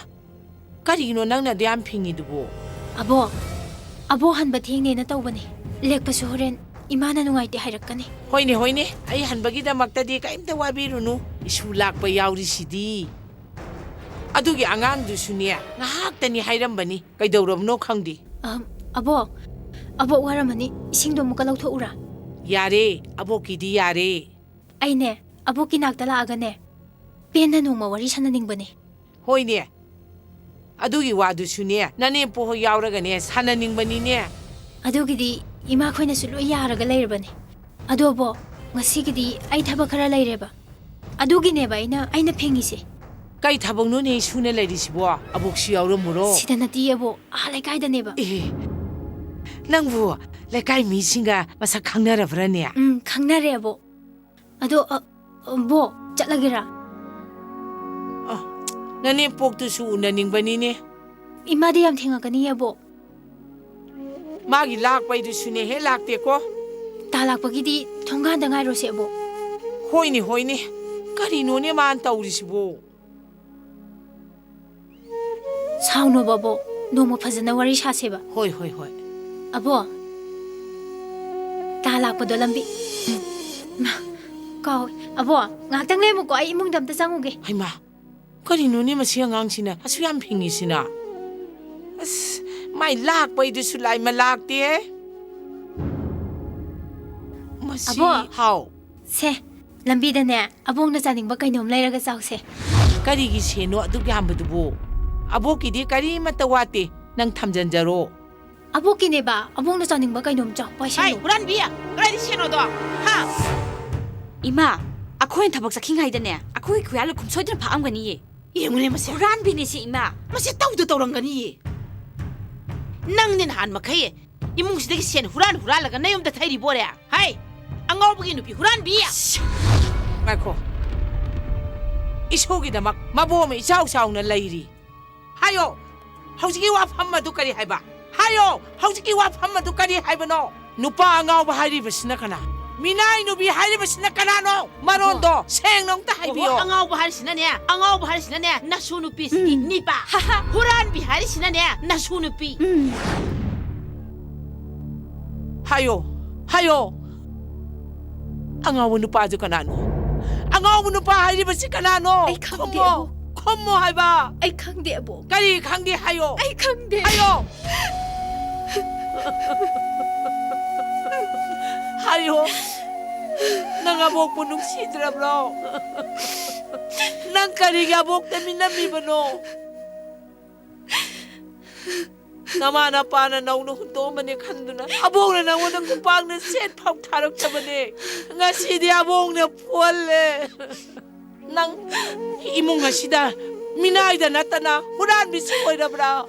Hayo. Abok na siyang na hayo. Siyenji kray da ino. Ha? Siyenji kray da ino. Abo, nasubula na kanbigano. Hayo, abok ta hayo. Panalay ti hayo na po. Migi maran bulo na lawa ya bro. Hayo. Abo, ay kanagi marasura diye. Abok na sabi kiba kudo kalikado. Ay naloy tugay kre. Madugi set pamduni. Ay na abok na bizarise. Ha. 이슈기 사나싱도 로이나 투가이 크라바. 투가이 크레. 아이기 아가오는 빠시기. 맞대 크라도 오라수 방방한 거들을 칸두나. 아보. 아이 투가이 크레. 나 수보와라 우비가 누고 아보.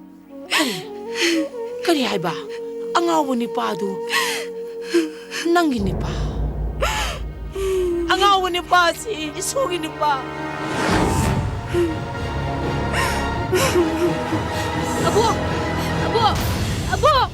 Abo kay durage. Abo kay durage. Abo kay durage.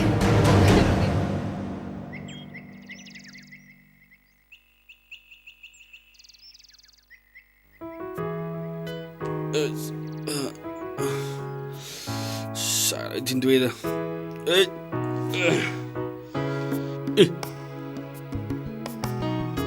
이 허우가 니가 맞아니네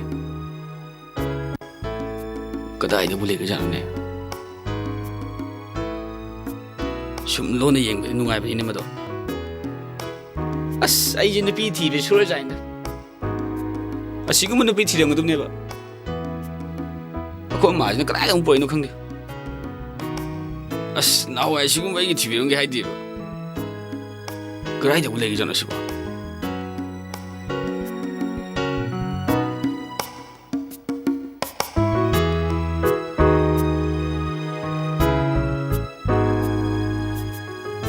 Sanathoi, na hugolabo. ꯑꯥꯎ ꯍꯧꯒꯠꯂꯦ Adudi nachin sengdokurudana cha si thakdoknaba. ꯌꯥꯏꯗ ꯑꯩꯗꯤ ꯆꯤꯟꯁꯤꯅꯁꯨ ꯁꯤꯗ ꯑꯗꯨꯝ ꯄꯤꯔꯛꯑꯣ ꯁꯣꯝꯗ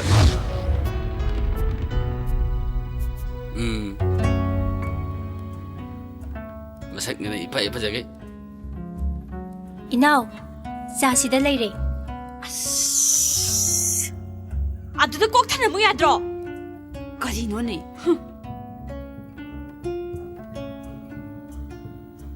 ꯆꯥ ꯂꯣꯟꯕꯒꯥꯏꯁꯦ ꯍꯩꯒꯖꯥꯠꯅꯤꯅꯦ ꯑꯩꯈꯣꯏ ꯃꯥꯁꯦ ꯀꯌꯥꯗ ꯍꯩꯁꯤꯡꯉꯤꯕ ꯃꯥꯅ ꯐꯃꯨꯡꯗꯒꯤ ꯆꯥꯁꯦ ꯊꯛꯄ ꯌꯥꯅꯕꯅ ꯊꯣꯡꯒꯁꯦ ꯉꯟꯇꯥꯅꯒ ꯍꯥꯡꯉꯗꯅ ꯑꯌꯥꯕꯤꯅꯦ ꯑꯩꯈꯣꯏ ꯃꯥꯁꯦ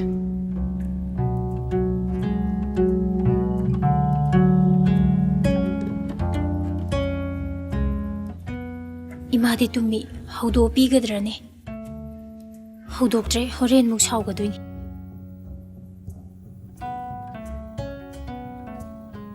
Ima, tabro ima. Cha sida leire. Kanano? Kaidoragene?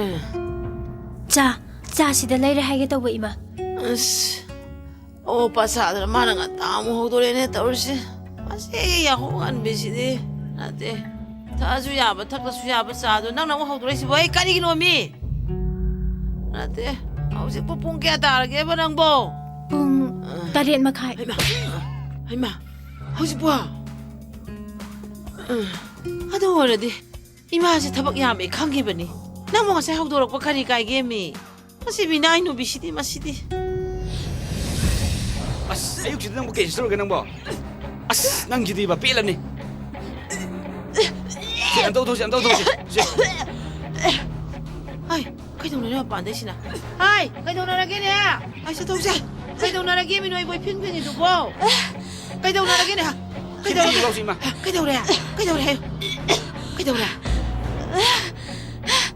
ꯑꯩꯗꯤ ꯃꯥꯅꯒ ꯆꯥꯛ ꯊꯣꯡꯉ ꯆꯥꯕꯁꯦ ꯃꯥꯅ ꯀꯩꯗꯧꯔꯒꯦ ꯃꯤ ꯅꯪꯕꯣ ꯃꯥꯅ ꯂꯣꯜꯂꯛꯄ ꯆꯥꯗꯣ ꯍꯥꯕꯨꯔꯥꯅꯤꯔ ꯈꯤꯇꯪ ꯁꯤꯡꯕꯗ ꯉꯥꯏꯔꯤ ꯍꯦꯛꯇ ꯆꯈꯥꯎꯗꯒꯤ ꯂꯣꯏꯅ ꯄꯥꯏꯊꯣꯔꯛꯏꯁꯤꯅꯦ ꯏꯃꯥꯏ ꯏꯁ ꯑꯩꯁꯨ ꯊꯛꯑꯝꯃꯗꯤ ꯁꯤꯔꯝꯅꯤꯗꯀꯣ ꯍꯥꯏ ꯅꯪ ꯆꯥꯗ ꯀꯔꯤ ꯊꯛꯏ ꯍꯥ ꯆꯥꯗ ꯀꯔꯤ ꯊꯛꯀꯦ ꯃꯤ Ima, ay chiniga chamana aga thai. Machine chini Ima, hey anganse doctor pulang toksi api mo ko lo sole siap tu toksi tanu pai tama ima ko storos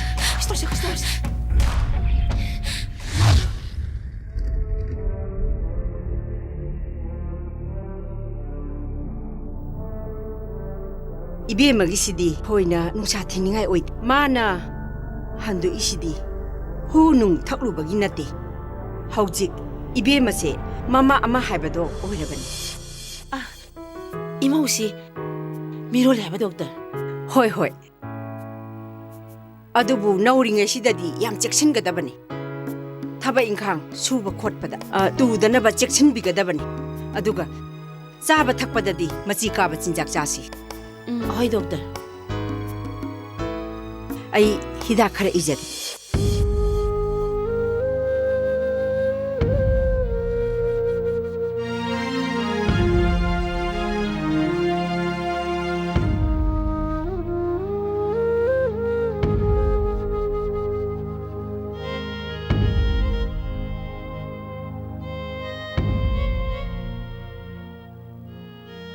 nangdi.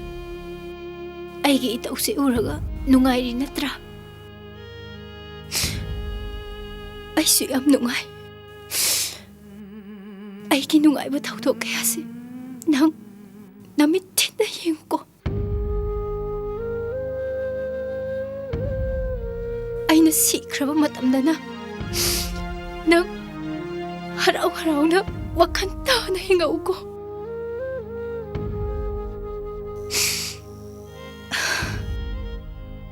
Imahoy lakpanahalan eh.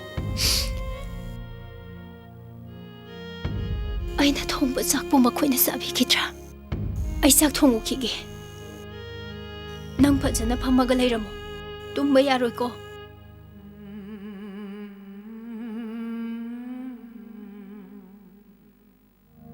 Ayo.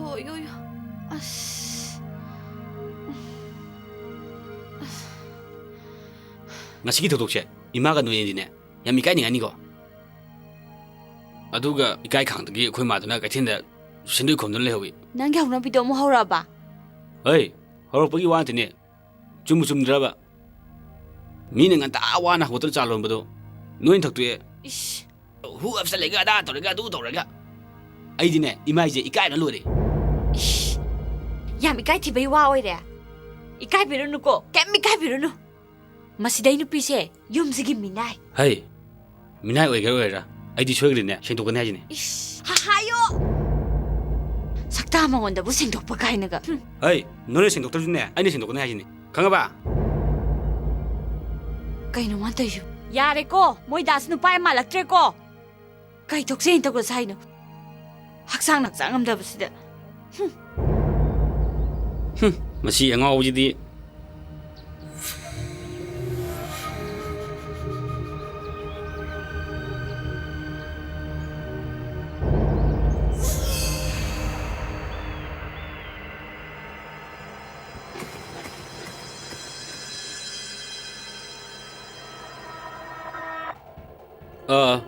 ngасꯥꯏꯒꯤ ꯆꯥꯒꯤ ꯊꯧꯗꯣꯛꯇꯣ ꯇꯁꯦꯡꯅ ꯊꯥꯗꯣꯏꯅ ꯁꯣꯏꯈꯤꯕꯅꯤ doctor ꯌꯧꯔꯒꯗꯤ ꯑꯇꯩ ꯑꯝꯇ ꯑꯣꯏꯔꯝꯗꯦ ꯌꯥꯝ ꯅꯨꯡꯉꯥꯏ ꯄꯥꯎꯅ ꯍꯥꯏꯇꯥꯔꯦ ꯊꯥꯗꯣꯏ ꯃꯃꯥ ꯑꯣꯏꯒꯗꯧꯔꯦ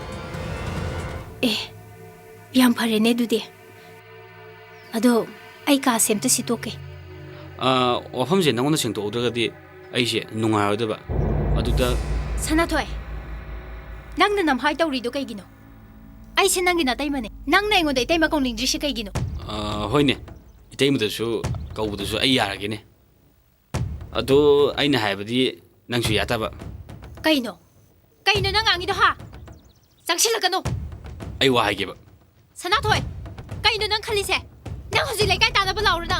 ꯅꯪꯅ ꯀꯣꯏꯂꯥꯎ ꯂꯥꯎꯔꯁꯨ ꯀꯩꯝ ꯀꯥꯟꯅꯔꯣꯏꯌꯦ ꯑꯗꯨꯏ ꯁꯔꯨꯛꯄꯨꯗꯤ ꯏꯕꯥꯅꯤꯁꯦ ꯌꯥꯝ ꯅꯨꯡꯁꯤꯅ ꯂꯩꯃꯤꯟꯅꯁꯦꯕ ꯁꯦ ꯑꯩ ꯍꯥꯏꯒꯦ ꯇꯧꯁꯦ ꯑꯩ ꯍꯥꯏꯁꯦ ꯇꯧ ꯑꯩ ꯍꯥꯏꯁꯦ ꯇꯧ ꯍꯥꯏꯕꯅꯤ ꯁꯦ ꯂꯥꯎꯅꯣ ꯃꯤ ꯇꯅꯦꯃꯤ ꯂꯥꯎꯅꯣꯅꯦ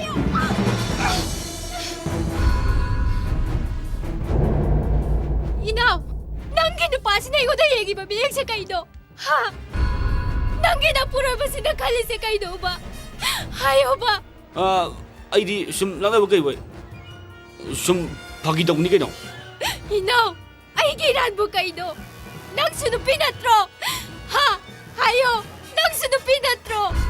ꯍꯩ ꯑꯣꯛꯇꯕꯤ ꯅꯪꯅ ꯑꯗꯨꯝ ꯑꯩꯉꯣꯟꯗ ꯄꯩꯁꯥ ꯄꯤ ꯌꯥꯕ꯭ꯔꯣ ꯊꯣꯂꯥ ꯃꯈꯥ ꯃꯤꯅꯥꯏ ꯅꯨꯄꯤ ꯀꯩꯅꯣꯅꯦ ꯅꯥꯏꯗꯧꯅ ꯂꯒꯦꯅꯤ 이마이도로 개미야. 미나이 놈이네. 옥놈이네. Ay talaga na tema. 나랑 말이야 마세. 마세. 하고로. 하. 아이 가나 놓고 가. 너 누비다 화답네 당황하네 이마 마나 아이고 말가 없어가 망가지 이마 마세. 하고로. 가져오라 개발랑. Ay nani ima. 시켜야 되는 오늘. Ay na. 진지. 기분이. 너희들 밉다는데. 너희들 사악하네. 나 진도 공기다. 가리야. 나나 그만 사오는 오라. 가자로. 무슨 또 영감 놀이네 마세. Halo. 너희 맴 상대 나이 봐 할로. Ay, papadre. 이거네. Ay, papadre. Nangsu ay na tawri si Buyeng mga bro. Nang di sagay kita nang lupa na ay bumang na nabuho na rin. Ay busarak nam nabuho na rin. Nang iyang mga bro. Ay ma, kayo naman tuloy siya. Dada, hagulo.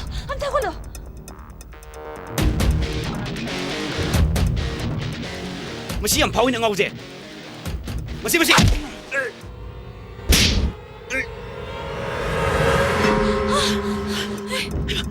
ꯇꯧꯔꯤꯁꯦ ꯃꯇꯧꯁꯦ ꯌꯦꯡꯉꯨꯅꯦ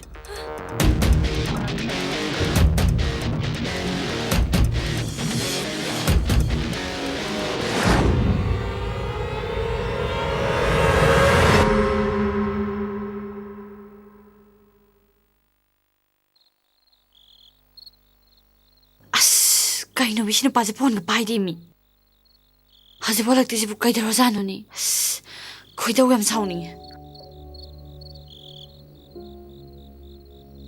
ꯍꯥꯏ ꯁꯦ ꯁꯪꯒꯣꯝꯁꯦ ꯊꯛꯆꯜꯂꯨꯁꯦ ꯁꯦ ꯑꯩꯁ ꯏꯃꯥ ꯅꯪꯗꯤ ꯈꯔ ꯋꯥ ꯇꯥꯔꯦꯅꯦ 이베마 그래도 우파이 레이 마시 미나이 누피세 마시다기 좀 더 탐메라가네 카라 꽁가드라나 칼루버네 로이레 하우시다 웅토비 로이레 마기 누파 앙아오버시 웅토비 까리노 이마 낭순이 빠라마데트 동안 비제투이 하이 까나 하나 강내게네 마디 마기 누파 앙아오버시 론 짤라가 라잉 인지 아니더나 하 아두나 문까나 하이레이잖아 오 세세세세세 마닝이 까복 레이세 까복 레이 강이더나 마나 tamaiba se asigi nupi opa sabi dukan pambise masina sellaga tawreiba thabak ngaktani masing sabi mase as ainane angang se to pok thomagane masam to khudang si yelaga hairaga poininge mi ha masigi angawbusina ne sumaina wakhan tarakani khangamadine nahan utup chop tawam pairaga makko kizade hai mai lang thomagane ima amta ngai khose amta lep ko ba wari do saji da lepo kani no bangai khoibo as hayeng da ngai re hospital da ina angang unagadaba aduga imana hat putupa pamibado as hangang amta haibiu ba se hangang amta haibiu ba ye pe ma hairage se hang as khudom midom ta sikpiu ba khusu siktori ba hoi o sikase hang mi isa si paudi aphaba uhendoin farani soidana farani kainu imai wangang du bo haima nangna di yam faidana adodi farani haibagi wa ima yam phari eh wo aduna bo haibane angang sibodi fanzi haibani kari ngang sidi imai do osi me ti yawi ko haima sidi kona zanamne nang segai rurabo se chaje han thak do sabane fufu kam kaino mo paiga leiduna o noi nama se wa ngang badane ko chi ang kot ba khanga ba adu anu sinaraga karom de ko sino o aina dine kemta subano mangam drabani na ne mamai si takhali ba suno do mi jodi noya tongana nga tapje the do kara wase ta dana o khuding mak se nanga thon ba khangbra nang se yam so pa khanga ba tainde masidane aina ne thawam sakki dagi suha lo haje asum bahira di hekta sauradi se phare se yare ba moi dadi nacha ka se amta uningdro nushidra baba hey chadu gi ne ani inda leje adone ba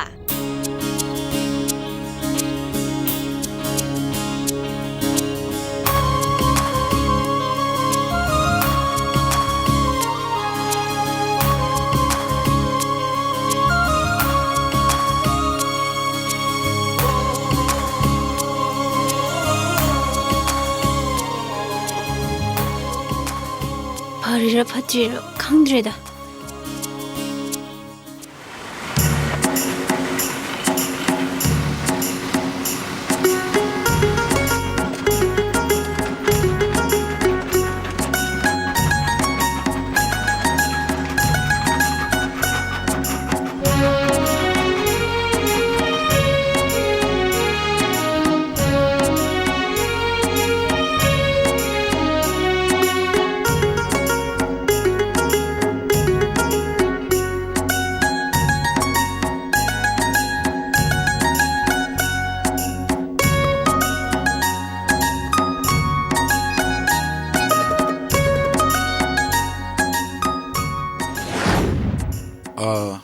도대체 안강제 가르치 잭슨은 마tuk 다도리 하이디 안강세 tuyinne masida ka chute dokpa nusa thiningai oidi ekhoi gi haibu matam chana check tawbiba hidang lang to fazana pizaba doctor gi pokta khoin loi logjag aduga doctor na su kitang care lobbi okay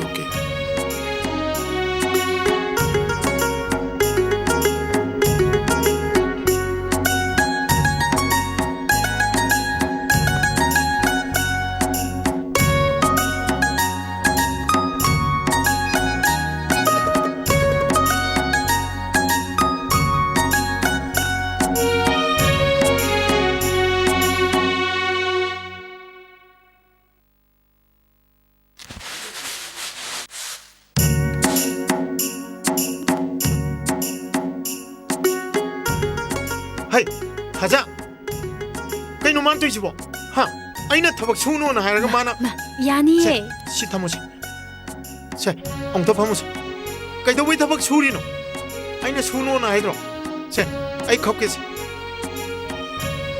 하이가드로 그이도 왜 하이로이드노 이라이 라이브시다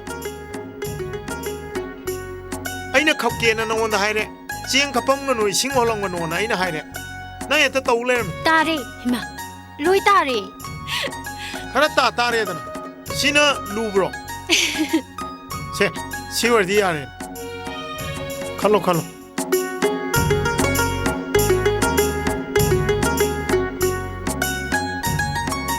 또 칸방에 오기란 엉터파서는 밤 아이 가오게 소이베야 나티니 너무나 까난 타박 수기야 이게 아이나 타박난 나리세 낭나 타박 수다 남니 낭나 액자 타박 떠올래미 아이 시행 공락게고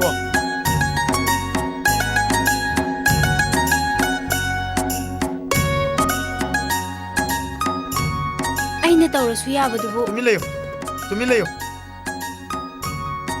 세 청곰 탁지세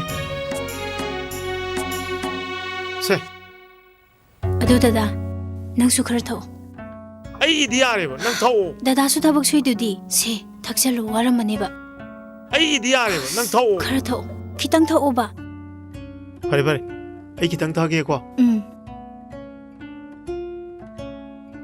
yare ko khitang ga thadi phadawne yare adu kok thau ai siang koke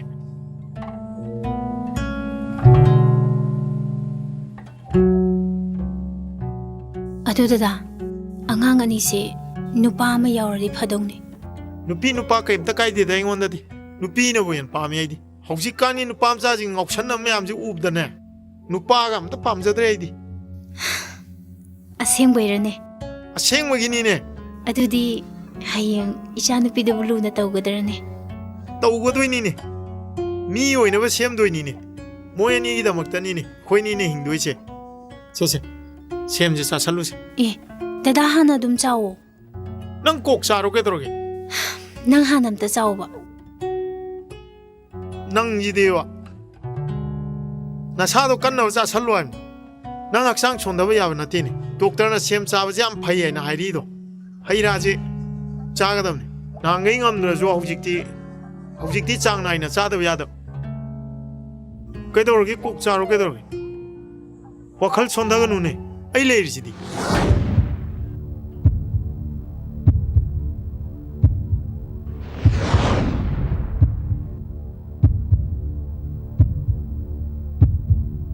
tema operation loire kachu thoi do ba khudong thiningai oidra thaje do macha nupi ma phangjare tema yare ko oi tema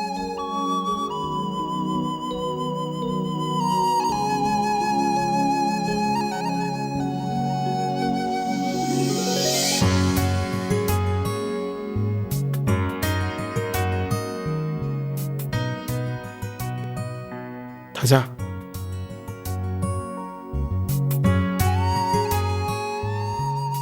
nang su tok dre ko thaja se angang se iren jana kon biu ko masa ka phajagra jani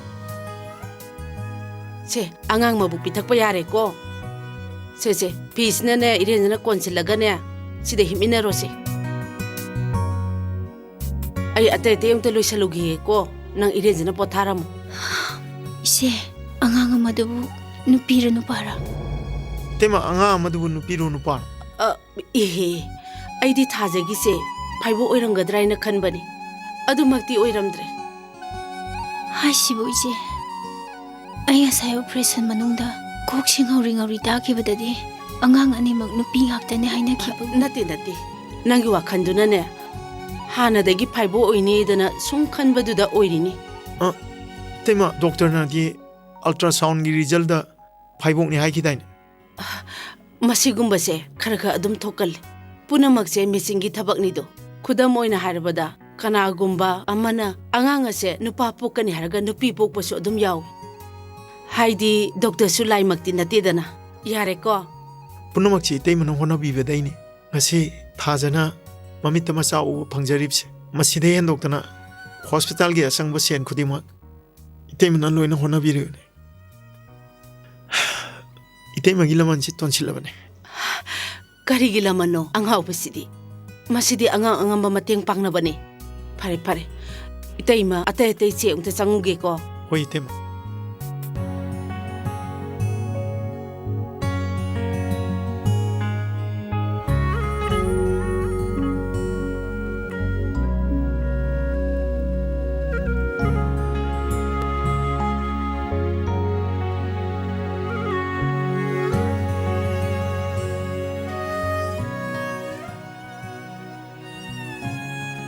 ꯐꯥꯏꯕꯣꯛ ꯑꯣꯏꯔꯝꯗ꯭ꯔꯕ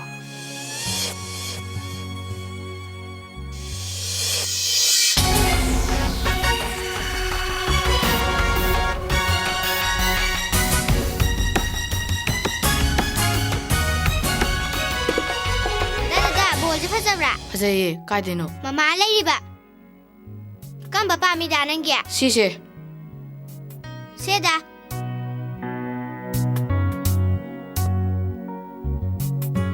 ꯑꯗꯨꯗ ꯁꯥꯏꯀꯜꯗꯣ ꯑꯝꯇ ꯊꯧꯖꯒꯦ ꯊꯧꯅꯦ ꯊꯧꯅꯦ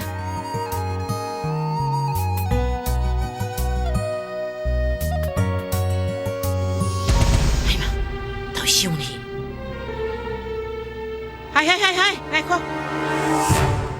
ꯍꯥꯏ ꯁꯤ ꯁꯥꯏꯀꯜꯁꯤ ꯅꯣꯏ ꯅꯃꯥ ꯅꯄꯥꯅ ꯂꯩꯕ ꯁꯥꯏꯀꯜꯂꯥ ꯍꯥꯏ ꯍꯧꯒꯠꯂꯣ ꯀꯨꯝꯗꯧ ꯀꯔꯝꯕ ꯑꯉꯥꯡꯅꯣ ꯁꯤꯕꯣ ꯍꯥ ꯍꯥꯏ ꯁꯥꯏꯀꯜꯁꯤ ꯄꯥꯏꯌꯣ ꯕꯣꯕꯣꯛꯇꯨ ꯕꯣꯜꯁꯦ ꯏꯆꯟꯅ ꯄꯤꯔꯛꯏꯕ ꯐꯖꯗ꯭ꯔꯥ ꯃꯁꯤꯒꯤ ꯕꯣꯜꯁꯤꯗꯅꯦ ꯃꯁꯤꯗ ꯊꯨꯒꯥꯏꯒꯦꯗ ꯑꯩ ꯃꯁꯤ ꯕꯣꯜꯅ ꯊꯨꯒꯥꯏꯔꯒ ꯂꯣꯏꯔꯦ ꯕꯣꯕꯣ ꯃꯁꯤ ꯍꯥꯏ ꯆꯪꯉꯨ ꯍꯥꯏꯕꯅꯤ ꯏꯃꯨꯡꯗ ꯆꯪꯉꯨ ꯍꯥꯏꯕꯅꯤ ꯆꯪꯉꯨ ꯍꯥꯏ ꯑꯁ ꯕꯣꯕꯣ ꯅꯪꯁꯤꯗꯤ ꯃꯁꯤ ꯑꯉꯥꯡꯁꯤꯗꯤ ꯃꯁꯤꯃ ꯗꯗꯥ ꯆꯣꯀ꯭ꯂꯦꯠ ꯀꯗꯥꯏ ꯍꯦ ꯀꯔꯤꯒꯤ ꯆꯣꯀ꯭ꯂꯦꯠ ꯍꯦ ꯆꯠꯂꯣ ꯀꯔꯤꯒꯤ ꯆꯣꯀ꯭ꯂꯦꯠ ꯍꯥ ꯀꯗꯥꯏ ꯅꯪ ꯆꯣꯀ꯭ꯂꯦꯠꯇꯣ ꯀꯗꯥꯏꯅꯣꯕ ꯍꯦ ꯄꯤꯔꯛꯑꯣ ꯃꯁꯤ ꯑꯅꯝ ꯀꯌꯥ ꯀꯜꯂꯤꯅꯣ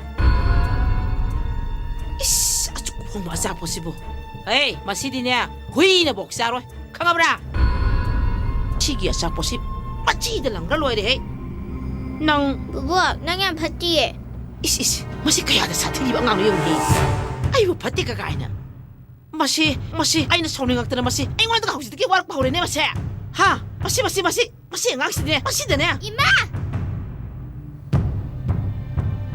이마 바부 ꯕꯦ ꯀꯞꯀꯅꯨꯁꯦ ꯃꯃꯥ ꯂꯩꯁꯤꯗꯤ ꯕꯣꯕꯣꯛꯅ ꯀꯩ ꯍꯥꯏꯕꯩꯅꯣ ꯅꯪ ꯀꯞꯄꯤꯁꯦ ꯄꯥꯕꯨ ꯕꯨꯕꯣꯛꯁꯤꯕꯨ ꯑꯩꯈꯣꯏ ꯁꯔꯨꯛ ꯌꯥꯎꯋꯦ ꯍꯥꯏꯕꯗꯥꯏꯅꯦ ꯍꯥ ꯄꯥꯕꯨ ꯀꯩꯒꯤ ꯀꯞꯄꯤꯅꯣ ꯅꯪꯒꯤꯁꯨ ꯕꯣꯕꯣꯛꯅꯤꯅꯦ ꯁꯦ ꯀꯞꯀꯅꯨꯁꯦ ꯑꯗꯣ ꯕꯨꯕꯣꯛꯇ ꯑꯌꯨꯛ ꯍꯦꯛꯇ ꯁꯥꯎꯋꯦ ꯍꯦꯛꯇ ꯐꯨꯗꯣꯏ ꯇꯧ ꯁꯦ ꯃꯃꯥ ꯋꯥ ꯍꯥꯏꯒꯦ ꯕꯣꯕꯣꯛꯅ ꯁꯥꯎꯗꯅ ꯉꯥꯡꯉꯤꯗꯣ ꯅꯪꯕꯨ ꯐꯍꯟꯅꯤꯡꯕꯩꯅꯦ ꯕꯣꯕꯣꯛꯅ ꯉꯥꯡꯉꯁꯨ ꯆꯩꯔꯁꯨ ꯏꯆꯥꯗꯤ ꯁꯥꯎꯕ ꯁꯨꯡꯌꯥ ꯌꯥꯗꯦꯀꯣ ꯅꯣꯡꯃꯗꯤ ꯕꯣꯕꯣꯛꯅ ꯅꯪꯕꯨ ꯂꯨꯅ ꯇꯧꯔꯛꯈꯤꯅꯤ ꯑꯁꯦꯡꯕꯩꯔꯣ ꯃꯃꯥ ꯑꯕꯨꯡ ꯑꯁꯦꯡꯕꯩꯔꯕ ꯑꯁꯦꯡꯕꯩꯅꯤ ꯁꯣꯏꯗꯅ ꯇꯧꯔꯛꯈꯤꯅꯤ ꯅꯪꯁꯨ ꯕꯣꯕꯣꯛꯄꯨ ꯂꯨꯅ ꯇꯧꯕꯤꯒꯗꯕꯅꯤꯀꯣ ꯍꯣꯏ ꯄꯥꯕꯨꯡ ꯆꯪꯉꯁꯦ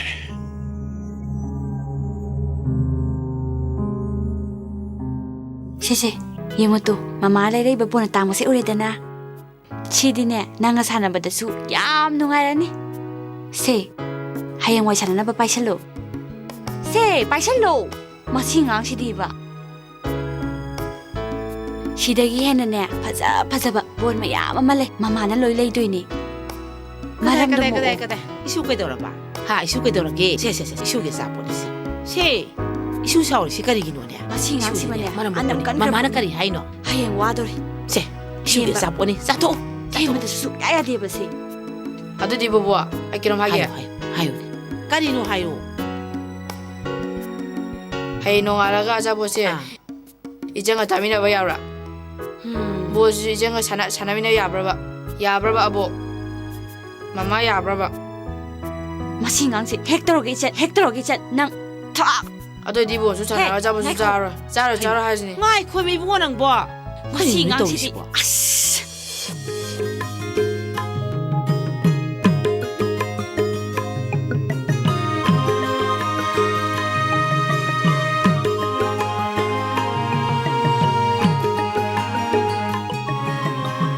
ꯏꯆꯦ ꯑꯩ ꯑꯉꯥꯡ ꯂꯧꯕ ꯃꯇꯝ ꯌꯧꯔꯦ ꯑꯝꯇ ꯆꯠꯂꯨꯈꯤꯒꯦ ꯆꯠꯂꯨꯔꯣ ꯑꯗꯣ ꯅꯪ ꯑꯃꯨꯛ ꯂꯥꯛꯈꯤꯗꯣꯏꯔꯣ ꯂꯥꯛꯈꯤꯗꯣꯏꯅꯦ ꯑꯗꯨꯗꯤ ꯏꯆꯦ ꯃꯌꯥꯝ ꯑꯝꯇ ꯆꯠꯂꯨꯈꯤꯒꯦ ꯍꯣꯏ ꯆꯠꯂꯨꯔꯣ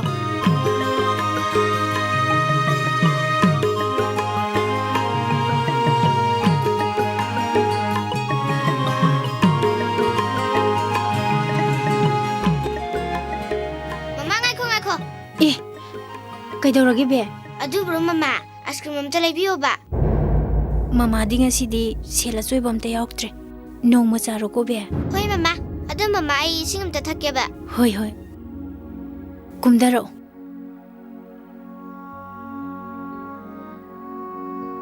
ꯀꯗꯥꯏ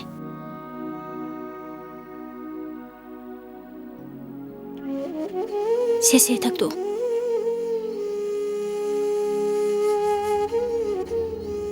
ꯌꯥꯔꯕ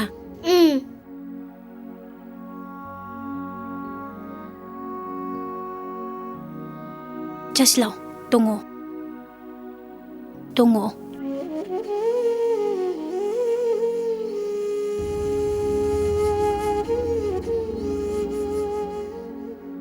ꯃꯕꯨꯡ ꯂꯩꯔꯛꯄ ꯉꯥꯁꯦ ꯌꯥꯝ ꯍꯥꯎꯅꯤꯀꯣ ꯕꯥꯕꯨꯡ ꯍꯥꯎꯅꯤ ꯉꯁꯤꯗꯤ ꯄꯥꯕꯨꯡꯅ ꯂꯩꯔꯛꯄ ꯉꯥꯁꯦ ꯏꯆꯥꯇꯣꯝꯕꯤꯒꯤ ꯂꯣꯏ ꯇꯥꯎꯊꯣꯛꯀꯦ ꯃꯃꯥ ꯍꯌꯦꯡꯒꯤ ꯈꯔ ꯈꯥꯛꯄꯤꯌꯣ ꯈꯥꯛꯇꯣꯏꯅꯦ ꯁꯤꯗꯩꯗꯤ ꯄꯥꯎꯅ ꯅꯨꯡꯇꯤꯒꯤ ꯏꯆꯥꯒꯤ ꯉꯥ ꯂꯩꯔꯛꯇꯣꯏꯅꯤ ꯄꯥꯕꯨꯡ ꯅꯨꯡꯇꯤꯒꯤ ꯉꯥ ꯆꯥꯔꯣꯏꯗ ꯑꯗꯨꯗꯤ ꯏꯆꯥꯒꯤ ꯀꯩ ꯂꯩꯔꯣ ꯍꯥꯏꯅꯣ ꯑꯗꯨꯕꯨꯔꯣ ꯄꯥꯕꯨꯡ ꯗꯗꯥ ꯁ꯭ꯀꯨꯜ ꯕꯦꯟ ꯇꯣꯡꯕꯗꯣ ꯑꯩꯁꯨ ꯇꯣꯡꯒꯦꯕ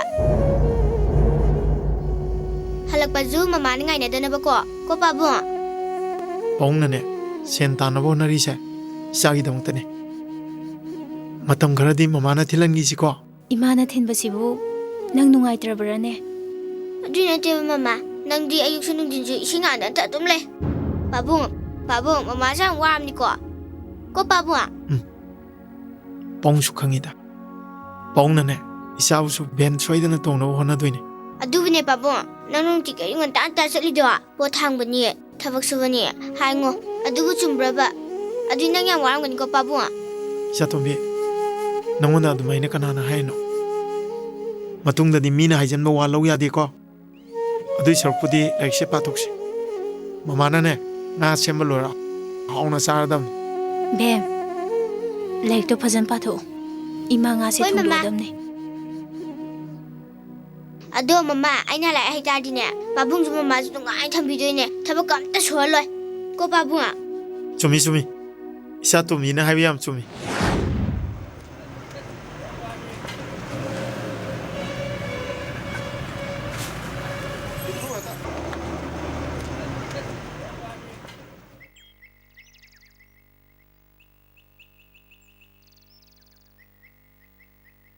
ꯃꯕꯣꯛ ꯀꯥꯏ ꯆꯠꯇꯣꯏꯅꯣ ꯃꯕꯣꯛꯁꯦ ꯗꯨꯀꯥꯟꯗ ꯊꯥꯎ ꯊꯨꯝ ꯈꯤꯇ ꯂꯩꯔꯨꯒꯦ ꯇꯧꯕꯅꯦ ꯗꯗꯥ ꯐꯣꯟꯁꯦ ꯌꯥꯝ ꯐꯖꯩꯌꯦ ꯃꯃꯥ ꯑꯗꯨꯗꯤ ꯁꯥꯟꯅꯔꯁꯦꯕ ꯑꯩ ꯃꯃꯥꯒ ꯗꯨꯀꯥꯟ ꯆꯠꯂꯨꯈꯤꯒꯦ ꯗꯗꯥ ꯑꯆꯥꯄꯣꯠꯁꯨ ꯂꯩꯔꯛꯀꯦꯕ ꯃꯃꯥ ꯂꯩꯔꯛꯁꯤꯀꯣ ꯍꯣꯏꯅꯦ ꯂꯩꯗꯣꯏꯅꯦ ꯅꯪꯒꯤ ꯑꯆꯥꯄꯣꯠ ꯑꯩꯉꯣꯟꯗ ꯌꯥꯎꯔꯤꯌꯦ ꯁꯦ ꯏꯆꯟꯁꯦ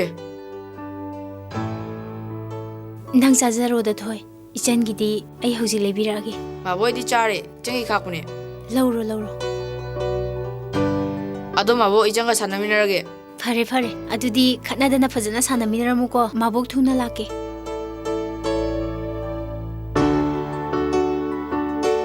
이젠 아시들레 보.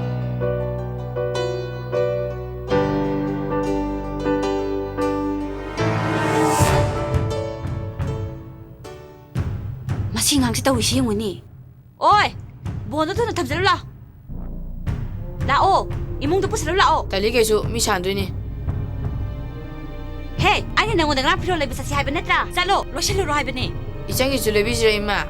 마시 인동 하이싱 그래다. 마시 콤락드나 마시 포락드나 장어. 장어대 장어. 뭐든 돈을 벌어. 뭐든 벌어. 장어대 꼭 장어드나.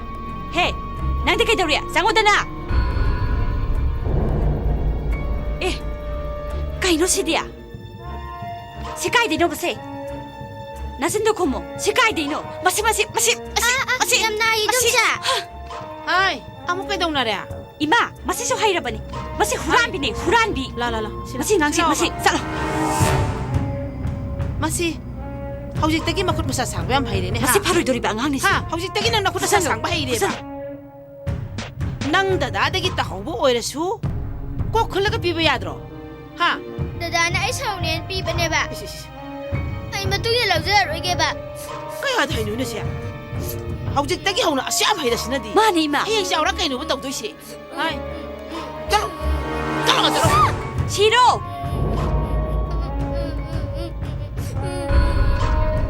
ꯃꯃꯥ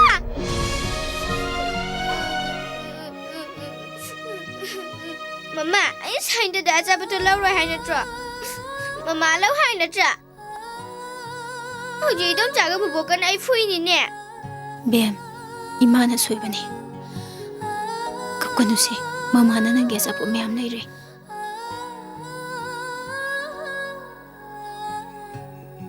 ꯍꯤꯌꯥꯡꯒꯩꯒꯤ ꯅꯤꯉꯣꯜ ꯆꯥꯛꯀꯧꯕ ꯍꯥꯏꯗꯣ ꯑꯃꯨꯛ ꯌꯧꯔꯛꯂꯕ ꯏꯁꯨꯗꯣ ꯅꯨꯡꯁꯤꯕꯅꯤꯗ ꯃꯤꯒꯤ ꯃꯤꯈꯥ ꯄꯣꯜꯂꯨꯕꯗꯒꯤ ꯁꯦꯠꯅ ꯀꯥꯏꯅꯔꯦꯗꯣ ꯅꯨꯡꯁꯤꯅ ꯀꯥꯏꯅꯕ ꯍꯥꯏꯕꯗꯣ ꯑꯣꯏꯔꯦꯗꯣ ꯑꯕꯣ ꯋꯥ ꯑꯕꯣ ꯑꯕꯣ ꯇꯨ ꯅꯁꯨꯅ ꯅꯨꯡꯉꯥꯏꯕ ꯄꯥꯎ ꯑꯃ ꯄꯣꯔꯦ ꯁꯤ ꯐꯣꯟꯁꯦ ꯑꯝꯇ ꯄꯥꯏꯌꯨꯅꯦ ꯂꯥꯛꯄ ꯀꯅꯥꯒꯤ ꯐꯣꯟꯅꯣ ꯆꯨꯞꯄꯥꯏꯗ ꯄꯥꯏꯕꯁꯦ ꯆꯨꯞꯄꯥꯏꯗ ꯄꯥꯏꯌꯨ ꯀꯅꯥꯅꯣꯗꯣ ꯈꯪꯕ꯭ꯔꯥ ꯌꯦꯡꯉꯨ ꯀꯅꯥꯅꯣꯅꯦ ꯑꯕꯣ ꯅꯁꯨ ꯊꯥꯖꯅꯤ ꯍꯥ ꯑꯕꯣꯛꯀꯤ ꯕꯦꯝꯃ ꯑꯕꯣ ꯏꯁꯨꯗꯕ ꯀꯨꯏꯔꯦ ꯍꯥ ꯅꯪ ꯑꯕꯣꯛꯄꯨ ꯋꯥꯔꯧꯔꯕ꯭ꯔꯣ ꯀꯔꯤꯒꯤ ꯑꯗꯨꯝꯅ ꯍꯥꯏꯕꯤꯔꯤꯅꯣ ꯅꯪ ꯅꯣꯡꯃꯇꯁꯨ ꯑꯕꯣꯛꯄꯨ ꯅꯤꯡꯁꯤꯡꯗ꯭ꯔꯕ꯭ꯔꯥ ꯑꯕꯣꯛꯄꯨ ꯅꯨꯡꯁꯤꯗ꯭ꯔꯕ꯭ꯔꯣ ꯑꯕꯣꯛ ꯀꯔꯤꯒꯤ ꯅꯨꯡꯁꯤꯗꯅꯤ ꯑꯕꯣꯛꯅ ꯑꯩꯒꯤ ꯄꯨꯝꯅꯃꯛꯅꯤ 이슈 kaisu tawdeko ana yek yawdeko kaisu tawdiye abo ai abo kinakta thuna lani ha asengbro nang haisibo asengbane abo asengbagi hairibra haiba ai soidana lakani the computer system Ijan ai like pa lai ne for computer dana nga wadra akhoi ma jo kwa khai je bo chaki adu bokti bokti thabak su hori ai lo je lai ne ai jo khuma mrak chalu gidinda kai gi okto tongna ba se lauru gidoiba nangi chakan du di hore yadreda adu di nak ima da ben tongna haidina adu babu na dite 70 dai tongna haida ꯃꯁꯤ ꯑꯉꯥꯡꯁꯤ ꯀꯔꯥꯏ ꯂꯩꯔꯝꯅꯣ ꯁꯤꯕꯣ ꯁꯣꯝꯗ ꯑꯃꯨꯛ ꯂꯩꯔꯝꯃꯅꯦꯕ ꯇꯧꯔꯤꯁꯤ ꯍꯥꯏ ꯏꯕꯨꯡꯉꯣ ꯊꯣꯏ school ꯊꯦꯡgrani ꯏꯕꯨꯡꯉꯣ ꯂꯥꯛꯑꯣ ꯃꯃꯥ ꯏꯕꯦꯝꯃꯗꯨꯅ ꯃꯔꯣꯜ ꯑꯃꯅꯦ ꯉꯥꯏꯍꯥꯛꯇꯅꯤ ꯍꯥꯏꯔꯝꯃꯒ ꯆꯠꯈꯤꯕꯅꯤ ꯍꯦꯛꯇ ꯂꯥꯛꯇꯦꯕ ꯁꯤ ꯍꯅꯨꯕꯤ ꯑꯩꯁꯦ ꯃꯀꯨ ꯍꯨꯔꯕꯅꯤ ꯈ꯭ꯋꯥꯡ ꯅꯥꯔꯤꯕ ꯂꯣꯛꯁꯨ ꯇꯧꯗꯣꯏ ꯏꯁꯥꯁꯦ ꯄꯨꯡꯇꯦꯛ ꯇꯦꯛꯄ ꯇꯧꯔꯤꯁꯤ ꯍꯥꯏ ꯇꯥꯔꯕ꯭ꯔꯣ ꯅꯪꯕꯨ ꯁ꯭ꯀꯨꯜ ꯊꯦꯡꯉꯦ ꯍꯥꯏꯕꯅꯤꯅꯦ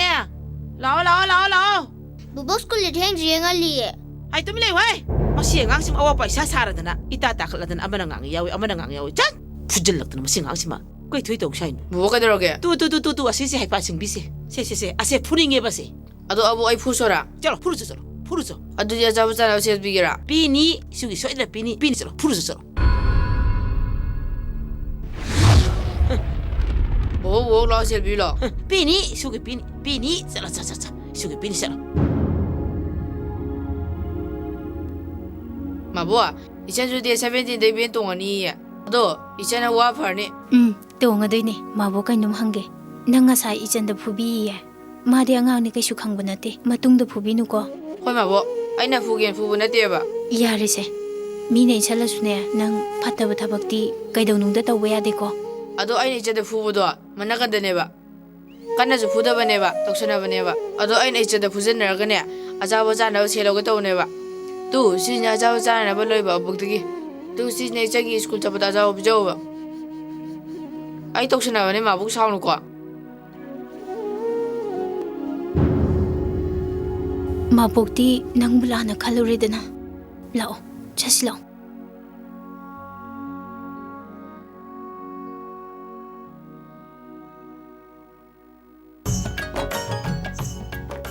tu sida ne chang doi se Buboi thongane. Ima bubo na lun daw wiradra.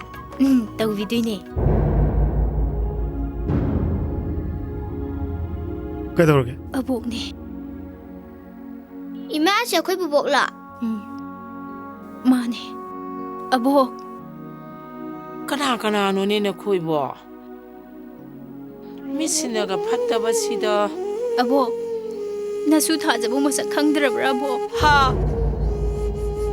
Abok ibema. Abok. Abok. Ay bo mangla tay bangla.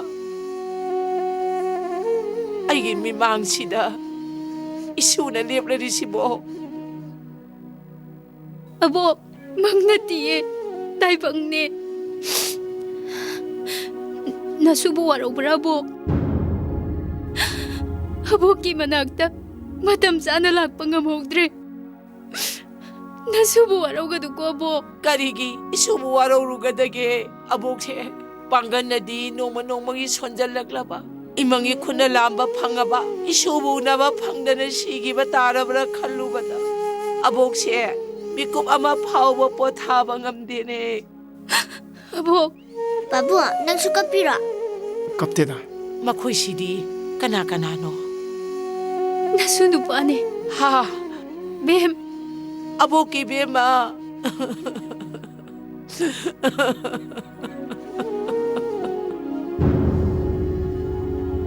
이벤네 이벤 까워 이벤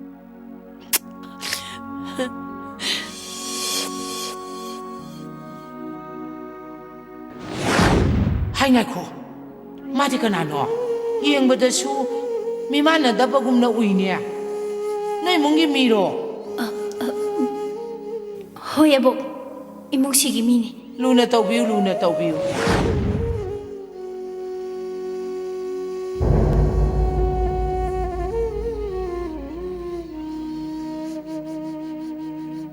아이기 이슈 하 낭바 이기 슈라네 하 아복 뺄래 아복 뺄래 ngasi na khoi na abok kinakta lakpa se abok pele haini ngai laita na abok nungai re abo lemhauri ba abok ki punsi mate kharasidi nasuni na abok ki thokal tawjaduna layoi ba saksagi abo nasuna khurumjari abo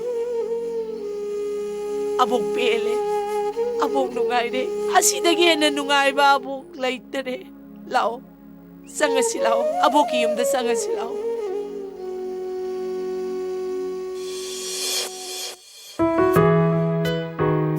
Hey, loidibo네. Kaino su ting mujibo. Hey, toy, namada loidibo. Oh, loire. Namadi ka dawri. Adu buro fawda thawrimne. As, sai no ngamdagi chalon da makai. Ki budo hosi puloidiba. Ta chi di. Oh, sakta thibaduna bu khara keriba hazana baiduna. Is, nang je sauri ba dura. Oh, saujade. Babu, khoman sarine yam sathibani ko pujajini. Tani de. Dai de msi. Just lao. Ichan, akhori kaksi karte jatuni. Nang salujira. Dai di chatni keda Babu, ichan ji bubi gaje. Masi. Hey, angang je pubi ga jane. Is. Yaminung si khangbai wani ne. Yaminung si khangiku. Thenga ka sida kok to thokani ko ai sharokdana. Ya, to se. Chalo se.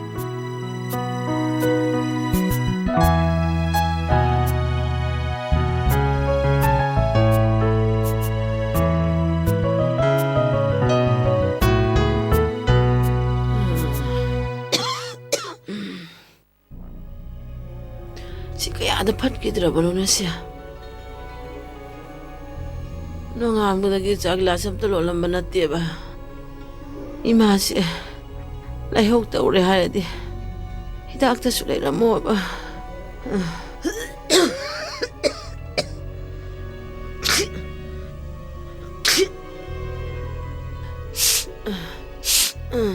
Nande da kadori ba. Kai dori ge ba. bubok nang nar ba Ai, nade. Salo. Nasa ka tiring di salo. Sana ka ngamda ba na. Ang hang na hane sa na. Yang da ba na eh. Ibu kok si sik pra lo ne tawsi. bubok su na jala Ai bu sing kita thak ning le da. Ai phamong da lai ra ge da. Mo isu ma sa po le idana. Da mai khangjara ni.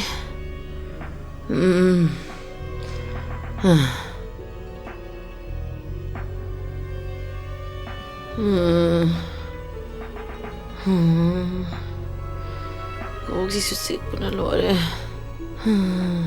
Shaje pung tege tida. Kaya ada pat kidra bano basi. Ay ni kuk sa baysa na bokta. Kaya ada tak sadri bano basi. Pati da ko. ꯑꯩꯕꯨ ꯕꯣꯛꯇ ꯀꯧꯔꯁꯤꯔꯥꯅꯦ? ꯍꯦꯛꯇ ꯀꯧꯔꯒꯦꯗ, ꯍꯪꯉꯒꯦꯗ.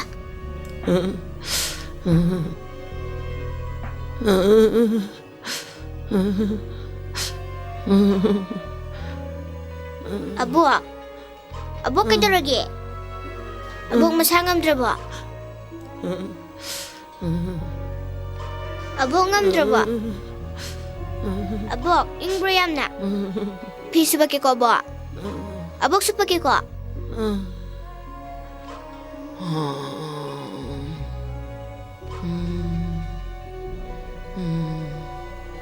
Abok, ising tak ningbro bo? Ising bro ke bo?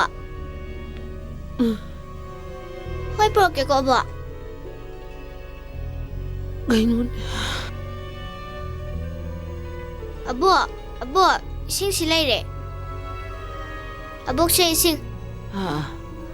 Kaday. Tap na hugulo, abok. Abok, tap na.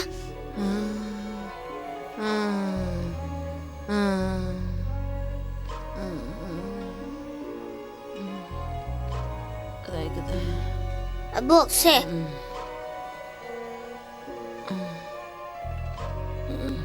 Abok, tao abok.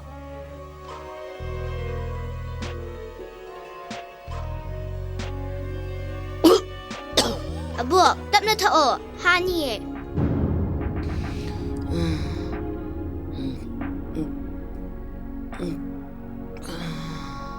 Yaure. Abok mo obra abok. Isuri pita ko sinsi. Ibo haure. Abok kap kan abok.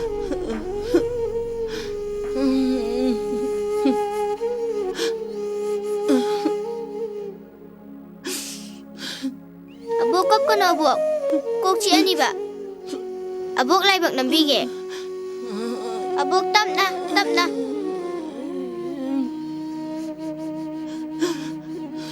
Abok lai bak nambige ko. Bobok, kok ci ani. Abok, nungai bra bo? Nungai. Isuna namasi am nungai. Adu bro bobo, ay kinam habiura. Hayo. Kon mamaga pabunga punna ada chatleba. Ada ibiyan am lehaweba. Mana ne ay uraga ne ko lakapiba. Nung siya ne abiyendo. Ay bulun daw biriba. Oh, nang bulun daw biriba. Siyal jupira iba. Aduga ne abo. Pabung ne ay ne mama ne ada lehaw sa hayawriba. Isuna ada laikradi. Nang di kamahin tau ba? Adu badi exam rai sa tuinda abo. Aduga ne abo. Ay joheng dagi school bento nganingo. Ako'y pabungga mamaga na ne. Sen nga hanggang tungjalize. Ay school bento na ba niya. Abong nang yang wabra. Ay ima kauruge. Abo wadi. Abo ka sutong di. Aduga abong nakarigi kapi ba? Hengoy. Abo wahig. Nang nahanak. Abong na po sa iba dobo. Nang abo po sauro. Saudi abo. Pabungga mamaga na sa abok na ngangi do. Ay bunong si bagina hayriba. Abok sa ako'y saruk yawe yawbra abo. Abok ibima. Ibok lale. Isogi mapam na ibok lale. Noy mama na kaur sa salo. Namana sagi mapam na ibok lale hay jaragi. Salo na madot to na kaur sa. Hoy abo, ay ima kauruge.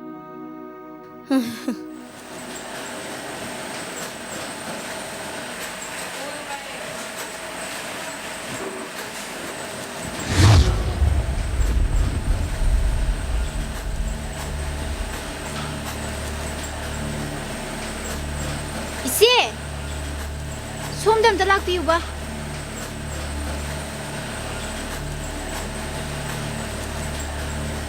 Iche, sim ta piramo.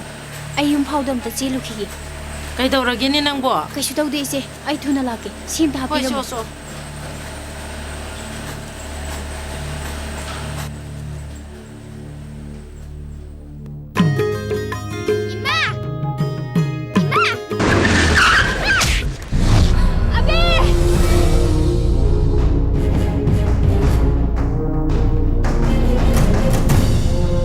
Abe! Ima, Ima!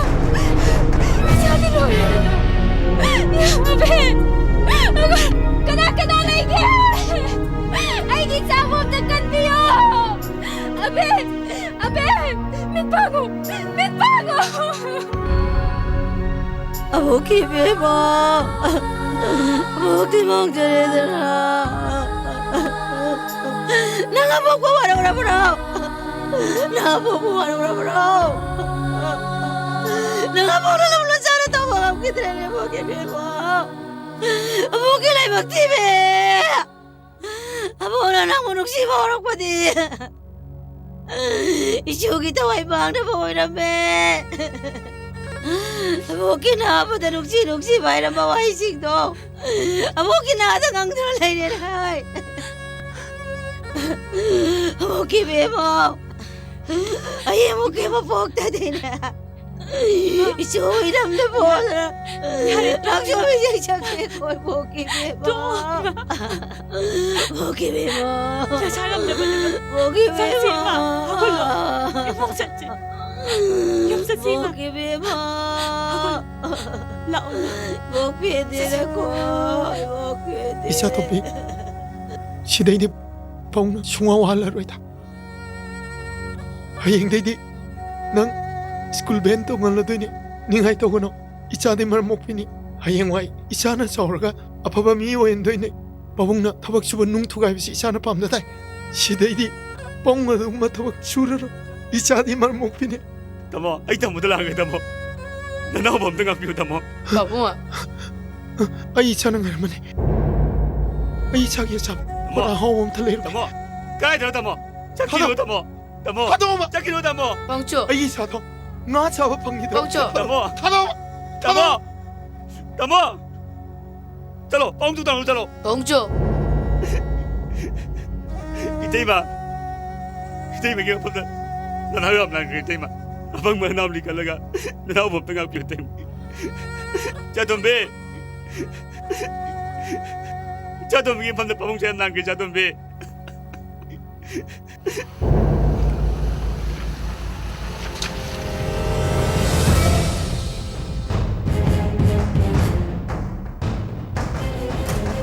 아줌마 시시 솔로래네 아이고 아차포 레이도 나트랑아 레이도 호이다 아차포 숭아수 로이 레이라 로이 이차기보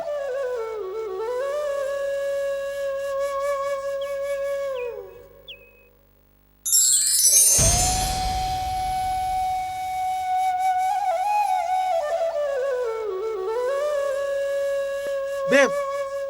뱀! 이사만 비 바봉네 낭 라울라트라보 Nang kanano? 바봉네 Nangay babong na tiye. Nang kanano? 바봉네 Nangay babong 엉나 na 이제 tiye. Nangay babong na 따따오 tiye. 뱀! Nangay babong na Sama tiye. bi. Nang kanano? 바봉네 Nangay babong na tiye. Siang lama kita ini masih masih. 이사만 비 Mayam ang tengah biko. Mayam tengah biko. Masih polis tapi kan Siang masih. na pasal kamu Kante masih polis tapi kerja biji masih polis tapi polis tak. Mahita sing kange. Masih aja sing Ako nang kanano. Masih wakal lain na naraba mini. Siapa ini kau nang haja? Aina hajari sini. Magi apa pata kuting ma aina puja gadi. Se wakal lain na lay babu. Nang haja sum Mari asyik mani aina haji asum mani. Ai mahu puja geragi ai. mayam kita punya orge Masih angang pakai tu ini masih. Angang pa ba minute. Nanti ma angang pa ba minute.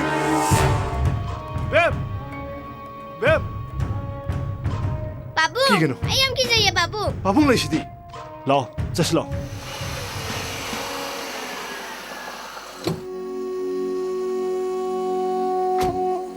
라 와라 보는 거 Wah, ada babu.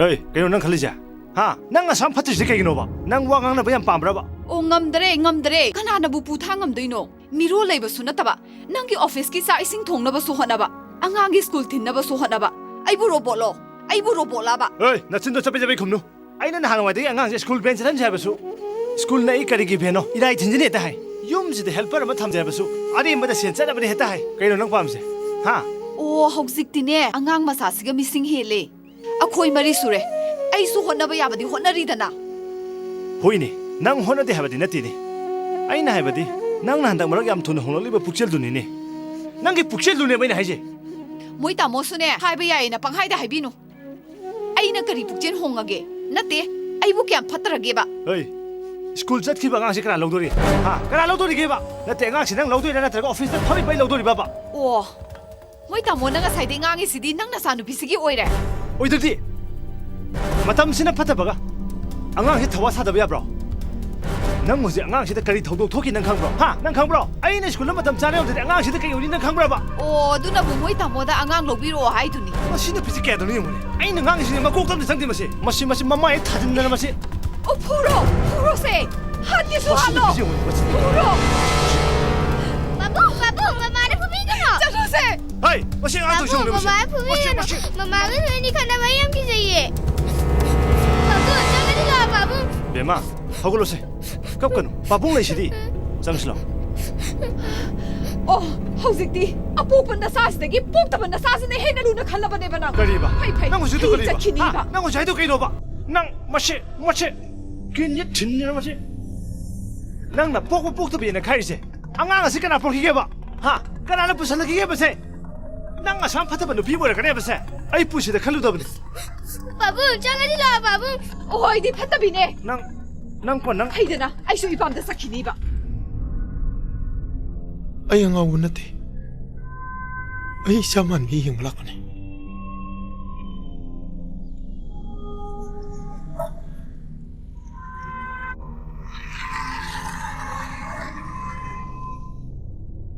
ꯕꯦꯝꯃ ꯂꯥꯛꯑꯣ ꯊꯦꯡꯉꯦ ꯂꯥꯛꯑꯣ ꯁꯤ ꯃꯤꯊꯥꯏꯁꯤꯒ ꯆꯪꯉꯣ ꯄꯥꯕꯨꯡ ꯕꯥꯏ ꯕꯥꯏ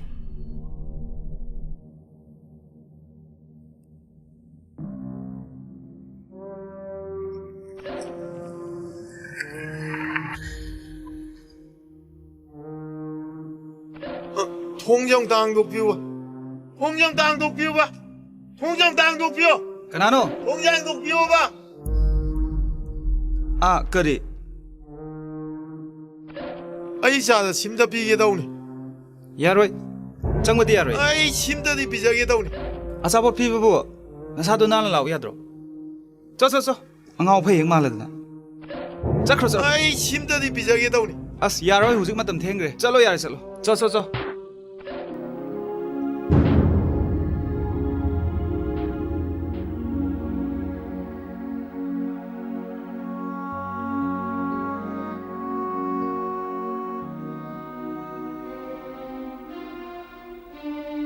ꯍꯩꯃꯥ ꯅꯪꯕꯨ ꯀꯩꯗꯧꯕ ꯌꯥꯎꯔꯒꯦ ꯗꯥꯝ ꯐꯤꯡꯉꯤꯗꯨꯕꯨ ꯅꯆꯥ ꯄꯤꯁꯛꯇꯨꯒ ꯅꯁꯛ ꯀꯨꯆꯨꯒꯗꯣ ꯀꯩꯅꯣꯝ ꯇꯧꯔꯦꯃꯤ 이돔사 ngamnaba hotnaba haibaduni angang school halakpagi matam amung oiraba tu si mazagi su phirol su amuk phongni mapa halakjungai de su phirol mayam amung losinaba hotnani thabaki thabak ngaktani mi je hojikna ne angang gi sangom leba thoklei ini ibi melin thoi ai loi khangine aduga laikai gi miwa ngangna boina di khanganu nangti hojikti na janu pa ma pokjarabani hojik nangna yo iba nupi macha duna ne mi gi macha nangna laiktam halido sen gi sen ngaktani hayeng mayum makhai pan gredana kitang un bayaroi chana bini na ne mayam undoriba madudagi hentoktana ne hingon tangkhai lanthum tangkhai nang hayeng wai na kok sa doini bema chumni je na haido ngasi phawdane sumaina iche na takpire I sumaina kanamta takpirakte iche na hairi se lana di khanganu ko chaluro so so iche ai wo ngau malang ngidran hoida haini ajejunuda ai di chauna lor masidi gar thieng ramali hoida school da bangai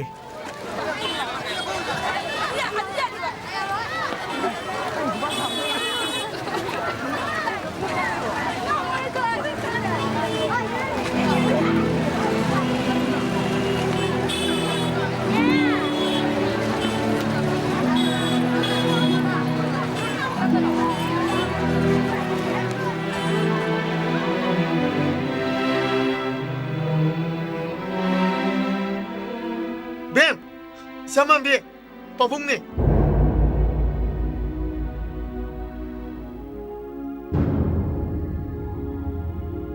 pabung na aise ông ta tao pabung angang phaba nati pabung di angau uzu nati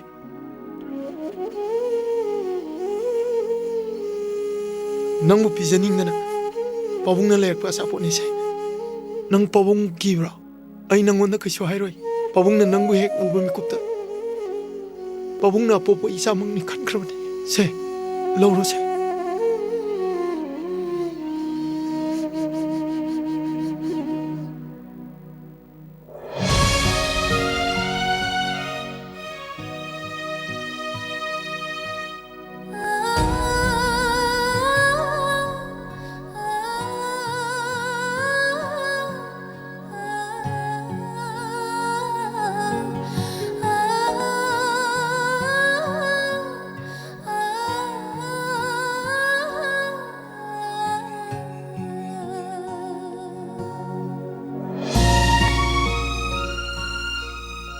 ꯑꯩ ꯑꯉꯥꯎꯕ ꯅꯠꯇꯦ ꯑꯉꯥꯡ ꯐꯥꯕꯁꯨ ꯅꯠꯇꯦ ꯑꯩ ꯏꯆꯥ ꯌꯦꯡꯕ ꯂꯥꯛꯄꯅꯤ ꯏꯆꯥ ꯌꯦꯡꯕ ꯂꯥꯛꯄꯅꯤ ꯑꯩ ꯑꯉꯥꯎꯕ ꯅꯠꯇꯦ ꯑꯩ ꯏꯆꯥꯅꯤ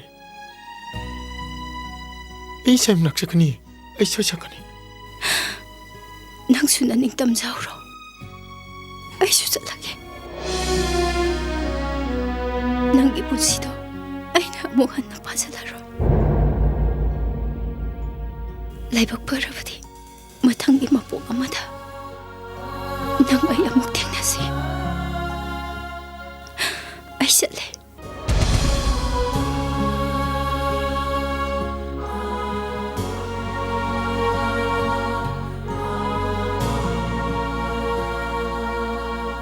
ꯅꯪꯁꯨ ꯅꯅꯤꯡ ꯇꯝꯖꯔꯣ ꯑꯩꯁꯨ ꯅꯪꯕꯨ ꯑꯃꯨꯛ ꯈꯥꯡꯅꯔꯣꯏ ꯂꯥꯏꯕꯛꯅ ꯐꯔꯗꯤ ꯃꯄꯣꯛ ꯑꯃ ꯌꯧꯗ꯭ꯔꯤꯉꯩꯗ ꯅꯪꯒꯤ ꯅꯅꯥꯛꯇ ꯏꯆꯥ ꯄꯨꯗꯨꯅ ꯁꯣꯏꯗꯅ ꯂꯥꯛꯀꯅꯤ ꯀꯔꯤ ꯊꯣꯛꯆꯩꯗꯅ ꯁ꯭ꯀꯨꯜ ꯑꯁꯨꯛ ꯅꯛꯄꯁꯤꯗꯕꯨ ꯚꯦꯟꯗꯒ ꯆꯠꯍꯜꯂꯗꯅ ꯃꯄꯥ ꯁꯥꯕꯁꯤꯅ ꯃꯔꯣꯟ ꯑꯃ ꯉꯁꯥꯏ ꯑꯌꯨꯛꯇꯩ ꯃꯤ ꯎꯅꯅꯤ ꯆꯠꯈꯤꯕꯗꯨꯅ ꯍꯧꯖꯤꯛꯄꯨ ꯍꯜꯂꯛꯇ꯭ꯔꯤ ꯉꯥꯏꯈꯣ ꯅꯪ ꯁ꯭ꯀꯨꯜ ꯆꯠꯄꯒ ꯂꯥꯏꯔꯤꯅꯦ ꯅꯪꯅ ꯆꯥꯕꯒꯤ ꯂꯨꯈꯥꯛ ꯆꯒꯨꯝꯗꯣ ꯁꯦꯡꯉꯝꯃꯕ꯭ꯔꯥꯕ ꯁꯦꯡꯉꯝꯃꯦ ꯏꯃꯥ ꯑꯩꯅ ꯍꯥꯏꯕꯗꯤ ꯅꯪꯅ ꯆꯥꯕꯒꯤ ꯀꯣꯟꯗꯣ ꯐꯦꯡꯉꯝꯃꯕ꯭ꯔꯥ ꯍꯥꯏꯕꯅꯦ ꯑꯗꯨꯗꯤ ꯐꯦꯡꯉꯝꯗ꯭ꯔꯤꯌꯦ ꯏꯃꯥ ꯆꯠꯂꯣ ꯑꯗꯨ ꯍꯥꯟꯅ ꯐꯦꯡꯉꯨꯁꯨ ꯆꯠꯂꯣ ꯑꯗꯨꯗꯤ ꯏꯃꯥ ꯁ꯭ꯀꯨꯜ ꯅꯪꯉꯔꯣꯏꯌꯦ ꯍꯣꯏ ꯅꯪꯒꯤ ꯁ꯭ꯀꯨꯜ ꯅꯪꯕ ꯅꯪꯗꯕ ꯂꯥꯏꯔꯤ ꯏꯃꯥ ꯕꯦꯟ ꯆꯠꯈ꯭ꯔꯅꯤꯌꯦ ꯃꯁꯤ ꯄꯤꯁꯛ ꯄꯤꯛꯑꯗꯅ ꯈꯨꯝꯕꯒꯁꯨ ꯌꯥꯝ ꯍꯩꯔꯤꯅꯦ ꯂꯨꯈꯥꯛꯇꯣ ꯍꯥꯟꯅ ꯐꯦꯡꯉꯨꯁꯨ ꯆꯠꯂꯣ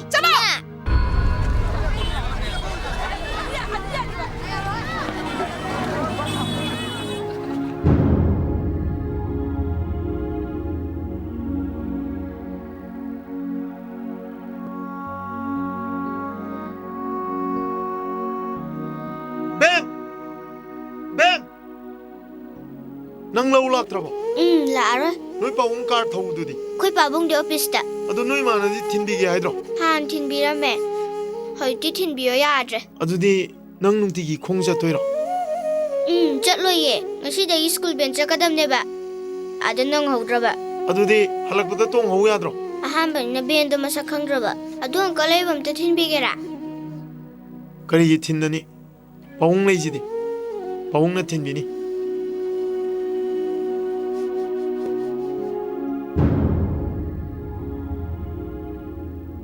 ꯑꯗꯣ ꯑꯪꯀꯜ ꯋꯥ ꯑꯃ ꯍꯥꯏꯒꯦ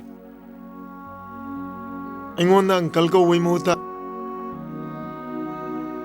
ꯅꯣꯏ ꯄꯥꯕꯨꯡꯗ ꯄꯥꯕꯨꯡ ꯀꯧꯕꯒꯨꯝ ꯑꯩꯉꯣꯟꯗꯁꯨ ꯄꯥꯕꯨꯡ ꯀꯧꯗꯅ ꯍꯣꯏ ꯑꯪꯀꯜ ꯑꯪꯀꯜ ꯀꯧꯔꯣꯅꯣ ꯍꯥꯏꯔꯒ ꯍꯣꯏ ꯄꯥꯕꯨꯡ ꯑꯗꯨꯅꯤꯗꯅ ꯄꯥꯕꯨꯡ ꯉꯁꯥꯏꯗꯩ ꯉꯥꯏꯕꯅꯦꯕ ꯍꯧꯖꯤꯛꯐꯥꯎ ꯂꯥꯛꯇꯦ ꯏꯆꯥꯕꯨ ꯋꯥꯕ꯭ꯔꯅꯦ ꯋꯥꯗꯦꯗ ꯑꯪꯀꯜ ꯑꯪꯀꯜ ꯍꯥꯏꯕ ꯁꯣꯔꯤ ꯄꯥꯕꯨꯡ ꯏꯆꯥꯅ ꯉꯁꯤ ꯄꯥꯕꯨꯡ ꯑꯩꯅ ꯀꯧꯕꯁꯦ ꯄꯥꯕꯨꯡ ꯄꯦꯜꯂꯦ ꯄꯥꯕꯨꯡ ꯅꯨꯡꯉꯥꯏꯔꯦ ꯏꯆꯥ ꯋꯥꯔꯝꯃꯅꯤ ꯄꯥꯕꯨꯡ ꯄꯣꯕꯤꯒꯦ ꯌꯥꯅꯤꯌꯦ ꯄꯥꯕꯨꯡ ꯁꯦ ꯄꯣꯕꯤꯒꯦꯁꯦ ꯀꯣꯜꯂꯛꯑꯣꯕ ꯍꯣꯏ ꯄꯥꯕꯨꯡ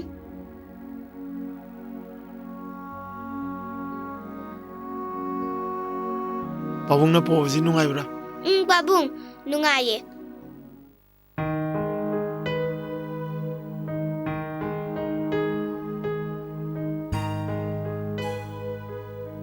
ꯀꯩꯅꯣꯅꯦ ꯇꯥꯃꯣ ꯅꯪꯕꯨ ꯉꯥꯎꯔꯕ ꯈꯪꯗꯦꯅꯦ ꯁꯤꯗ ꯆꯠꯀꯅꯤ ꯈꯣꯠꯀꯅꯤꯒ ꯃꯌꯦꯛ ꯁꯦꯡꯅ ꯑꯃꯠꯇ ꯍꯥꯏꯔꯝꯗꯦ ꯉꯁꯥꯏ ꯑꯌꯨꯛꯇꯒꯤꯕꯣ ꯍꯦ ꯌꯥꯗ ꯇꯣꯏꯅꯤꯅꯦ ꯎꯅꯒꯗꯕ ꯃꯤꯗꯣ ꯄꯥꯛ ꯎꯅꯕ ꯐꯪꯗꯕ ꯁꯣꯝꯗ ꯑꯩꯅ ꯑꯣꯐꯤꯁꯇꯒꯤ ꯄꯪꯇꯧꯗ ꯇꯧꯁꯤꯜꯂꯛꯄ ꯐꯣꯟꯁꯦ ꯎꯄꯥꯏ ꯂꯩꯇꯕꯅꯤꯅ ꯑꯣꯐꯤꯁꯇ ꯑꯗꯨꯝ ꯊꯧꯖꯤꯜꯂꯤꯗꯅ ꯏꯍꯦ ꯑꯇꯩ ꯂꯥꯛꯏꯗꯤ ꯑꯉꯥꯡ ꯁ꯭ꯀꯨꯜ ꯆꯠꯇꯦ ꯍꯥꯏꯁꯤꯕꯨ ꯃꯁꯥ ꯉꯝꯗ꯭ꯔꯕꯣ? ꯀꯗꯥꯏꯗꯩꯅꯣꯗ ꯁ꯭ꯀꯨꯜꯒ ꯍꯜꯂꯛꯇ꯭ꯔꯤꯗ ꯚꯦꯟ ꯃꯈꯣꯟꯒ ꯑꯃꯠꯇ ꯇꯥꯗ꯭ꯔꯤꯁꯤꯅꯤ. ꯀꯩꯅꯣ ꯅꯪ ꯍꯥꯏꯗꯨꯕꯣ? ꯑꯩꯅ ꯁꯤꯗ ꯊꯣꯡꯒꯥꯜꯁꯤꯗ ꯁ꯭ꯀꯨꯜ ꯚꯦꯟ ꯊꯦꯡꯅꯕꯗꯗꯤ ꯑꯉꯥꯡꯗꯣ ꯐꯅ ꯀꯨꯏꯅ ꯉꯥꯏꯔꯝꯕꯅꯤ. ꯑꯗꯨꯝ ꯊꯣꯔꯛꯇ꯭ꯔꯦ. ꯁꯤꯅ ꯑꯃꯨꯛ ꯀꯃꯥꯏ ꯇꯧꯏꯕ? ꯑꯣ ꯅꯆꯥꯅꯨꯄꯤꯗꯣ ꯌꯥꯝ ꯃꯣꯟꯕ. ꯑꯣ ꯃꯈꯨꯠ ꯍꯦꯛ ꯄꯥꯏꯔꯒ ꯆꯤꯡꯊꯣꯛꯇ꯭ꯔꯤꯐꯥꯎ ꯊꯣꯛꯂꯛꯑꯣꯒ ꯌꯥꯗꯤꯌꯦ ꯂꯣꯏꯗ꯭ꯔꯤꯌꯦ. ꯑꯗꯨꯗ ꯑꯗꯨꯝ ꯅꯪꯗ꯭ꯔꯕꯅꯤꯗꯅ. ꯑꯣ ꯑꯗꯨꯗꯤ ꯅꯪꯅ ꯁ꯭ꯀꯨꯜ ꯊꯤꯟꯕꯤꯔꯨꯕ ꯅꯠꯇ꯭ꯔꯣ? ꯀꯗꯥꯏꯗꯩ ꯊꯤꯟꯕꯅꯣꯗ ꯁ꯭ꯀꯨꯜ ꯑꯁꯨꯛ ꯅꯛꯄꯁꯤꯗꯕꯣ. ꯀꯔꯤꯕ? ꯅꯪꯒꯤꯁꯦ ꯑꯩ ꯎꯁꯤꯠꯇ꯭ꯔꯤꯔꯣ? ꯅꯪꯒꯤꯁꯦ ꯑꯩ ꯁꯤꯡꯅꯔꯤꯔꯕ? ꯍꯥ? ꯅꯪ ꯍꯥ? ꯍꯥꯠꯂꯣꯁꯦ ꯍꯥꯠꯂꯣ ꯐꯨꯔꯣ. ꯑꯩꯁꯦ ꯍꯤꯡꯅꯤꯡꯗ꯭ꯔꯕꯅꯦ. ꯅꯪꯗ ꯁꯤꯖꯈ꯭ꯔꯣ. ꯗꯨꯛ ꯃꯤꯅꯨꯡꯁꯤ ꯂꯩꯇꯕꯤ. ꯅꯨꯄꯤꯅꯤ ꯍꯥꯏꯔꯒ ꯑꯗꯨꯛ ꯊꯃꯣꯏ ꯀꯟꯕꯤ. ꯅꯪꯒꯨꯝꯕꯅ ꯃꯃꯥ ꯑꯣꯏꯗꯅ ꯀꯔꯝꯕ ꯃꯆꯥꯅ ꯐꯗꯣꯏꯅꯣ? ꯅꯪꯗꯤ ꯑꯁꯦꯡꯕ ꯃꯃꯥ ꯅꯠꯇꯤꯌꯦ. ꯃꯃꯥ ꯁꯥꯕꯤꯅꯤ. ꯃꯃꯥ ꯁꯥꯕꯤ. ꯑꯣ ꯍꯧꯖꯤꯛꯀꯤ ꯃꯇꯝꯗꯅꯦ ꯑꯌꯣꯛꯄꯗꯤ ꯂꯥꯏꯔꯗꯅꯅꯦ ꯄꯣꯛꯆꯔꯤꯕ ꯏꯆꯥꯁꯤꯕꯨ ꯁꯦꯟꯅꯕ ꯉꯝꯗꯦ. ꯅꯨꯄꯥꯅꯦꯅ ꯑꯣꯐꯤꯁꯀꯤ ꯊꯕꯛ ꯇꯧꯔꯝꯅꯦꯅ ꯅꯣꯡꯉꯥꯟꯕꯗꯩ ꯆꯠꯈ꯭ꯔꯅꯤ. ꯑꯩꯒꯤ ꯃꯇꯦꯡ ꯄꯥꯡꯕꯤꯅꯕ ꯀꯅꯥ ꯂꯩꯔꯤꯒꯦ? ꯑꯣ ꯅꯪꯁꯤ ꯌꯥꯝ ꯋꯥꯔꯕꯅꯤꯅꯦ. ꯍꯥ? ꯌꯨꯝꯁꯤꯗ ꯂꯩꯕꯁꯤ ꯌꯥꯝ ꯋꯥꯔꯦꯕ ꯅꯪ. ꯍꯥ? ꯆꯠꯂꯣ. ꯊꯥꯗꯣꯛꯑꯣ. ꯆꯠꯂꯁꯨꯅꯦ ꯏꯆꯥꯁꯦ ꯄꯨꯔ ꯆꯠꯀꯅꯤꯌꯦ. ꯀꯔꯤ? ꯅꯪꯉꯣꯟꯗ ꯏꯆꯥ ꯁꯤꯟꯅꯕ? ꯍꯥ? ꯑꯁꯨꯛ ꯐꯠꯇꯕ ꯏꯆꯥ ꯁꯤꯟꯅꯕ? ꯅꯄꯨꯟꯁꯤꯗ ꯈꯜꯂꯨꯅꯨ ꯑꯗꯨꯗꯤ. ꯂꯥꯛꯑꯣ ꯆꯠꯁꯤꯂꯣ. ꯊꯥꯗꯣꯛꯑꯣ. ꯊꯥꯗꯣꯛꯑꯣꯃꯤ. 바보, mama 부비기는 바보. 할로 나오세. 아이나 힘님들의 아이 юм스가 레이닝들의 바이. Ay mama, doon siya babong doon siya. Hey, nang Juni, nang babong na habi hindi kayo ha? Ay babong na habi hindi niya. Kari, adugo nang kadi school matam jajate ha? Bihin tong mo kari nang di ha? Hawayaw hindi kayo nang ha? Babu, ay mapubigan no. Aso matam pata ba sila? Kadi kila mihalin nang ha? Ipa, naginong takkan mo di ang wine. Babu, ay lajare, ay matutog na roye. Ay hing makay di bentong nang nabasatsalage. Ano mama, di pubigan no, babu? Puro ye, nangi kan mo di pa ang wine.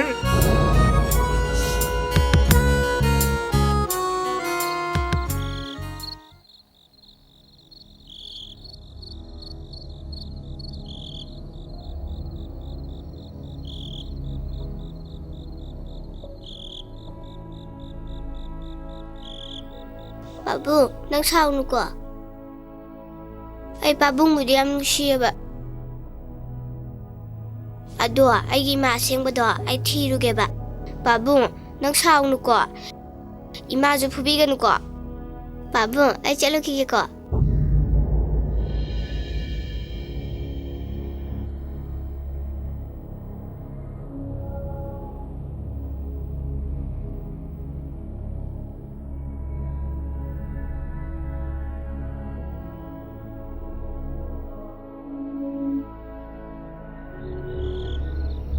Mama, ay sa lukige ko.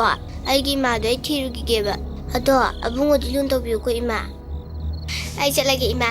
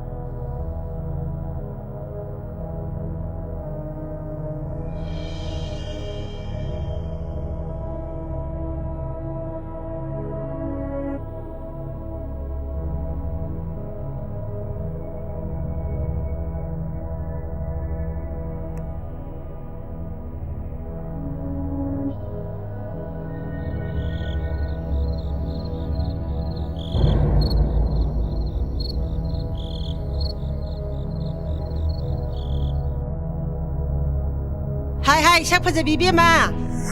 Maki sema ka karamba hospital anda muliang dauria. Karamba doktor ka muwata na ka dauria. Loire, ID loire. Sien su loire. Dai kai mamang da sui kai bana loire. Ima, ay sunupi ne. Ay gisu icha pame ima. Ay gi icha pangnabagidamaktane. Ay nawana ko chenche ilise ima.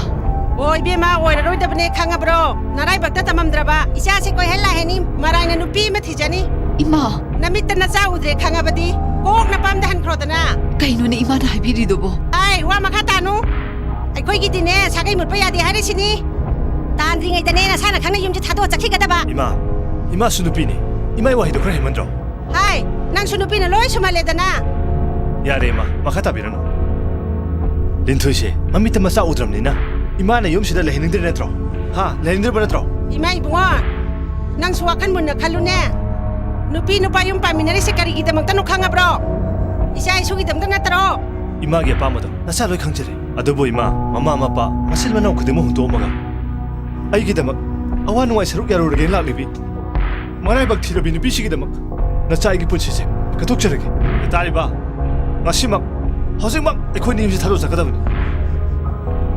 ยุมเซไอ้คนนี้ก็ดีอารมณ์เลยตามโมเฮ้ยก็ดีกับพี่นั่งกินแต่ไม่เลยสิดีรอจะสิรออิมา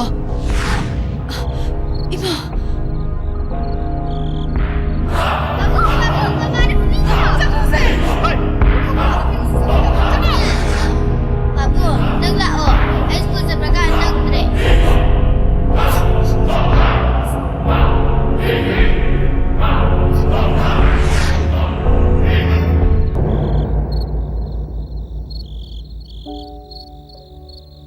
โอ้ไอ้สิกยาดพัดคิดระบาขยาดปังคราบนุยงนี่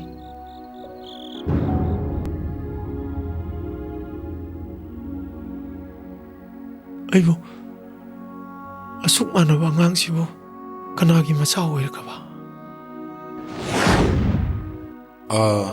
โดยเจ้อ่างเจ้คาร์ดเซ็กชันมันทุกตาดูรีไฮดี้อ่างเซ่ตัวนี้ไอ้ก็ใส่ operation มันนุ่งดากุกชิงเอาริตาเก็บได้ดีอ่างอันนี้มักนุปีหักแต่เนี่ยให้นักขี้ปุ่มไอ้เนี่ยจริงนะริเช่ช่วยท่านหน่อยมันนี่ไอ้เอาจริงวะไอ้เสียทำเผาเงินไอ้มากิมาพัมดังกันนี่ไอ้เสียทำเผาเงิน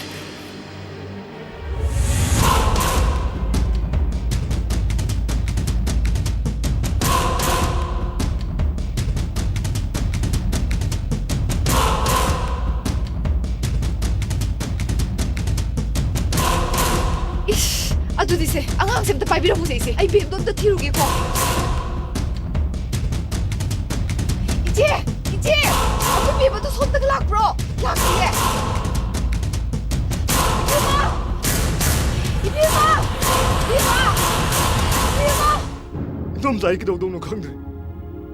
그리고마 이사드나 소행함 토어버디. 아이나 말은 뭐이라가 이사도 그만 본실 띠에나 보이나 토어버코. 놈사.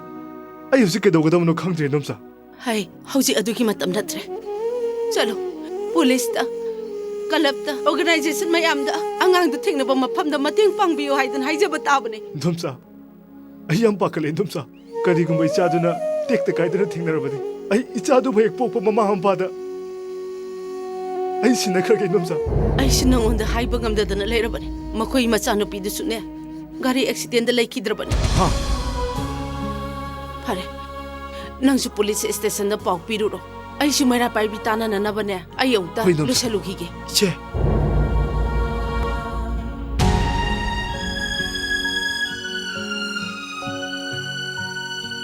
hai bi hu che abe ma se ai gi sa na ta pra hai bi hu che abe ma se ai gi sa na ta pra amuk ta di che ai bi yo abe ma se ai gi sa na ta pra che thanen इसे नंगों तो तसेंगने लाल आई तसेंगने लान करे राजा कना कोई नहीं न लारे मन पता था अंगांगा नहीं तो वो मी ओई ना बस ये मंगा मरोई खान बदगे इसे ना इना उसी दने अंगांग तो सिन्नगी बने थाने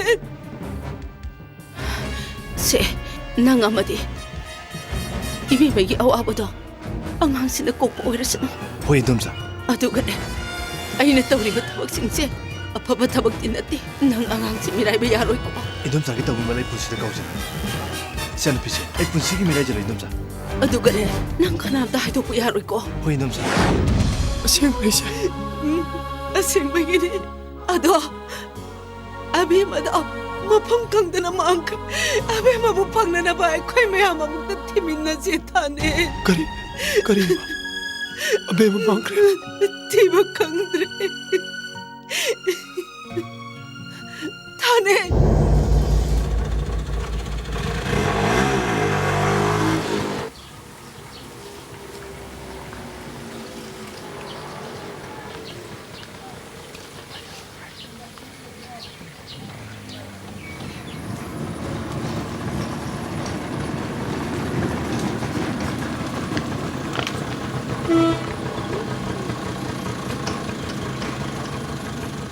ꯕꯥ ꯑꯉꯥꯡꯁꯤꯗꯤ ꯑꯩꯁꯨ ꯈꯪꯗꯤꯌꯦ ꯑꯗꯨꯗꯤ ꯀꯅꯥ ꯑꯩꯁꯨ ꯈꯪꯗꯤꯌꯦ ꯇꯥꯂꯛꯄ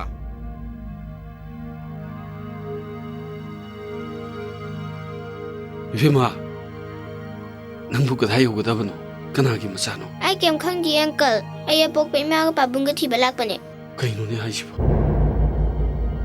ꯅꯠꯇꯦ ꯅꯪꯕꯨ ꯏꯝꯐꯥꯜꯗꯒꯤ ꯇꯣꯡꯉꯛꯄ꯭ꯔꯣ ꯑꯩꯒꯤ ꯏꯃꯥ ꯄꯥꯕꯨꯡ ꯑꯝꯇ ꯊꯤꯕꯤꯌꯣ ꯀꯞꯀꯅꯨꯁꯦ ꯑꯪꯀꯜ ꯂꯩꯔꯤꯁꯤꯗꯤ ꯂꯥꯛꯑꯣ ꯑꯩꯅ ꯊꯤꯕꯤꯅꯤ ꯂꯥꯛꯑꯣ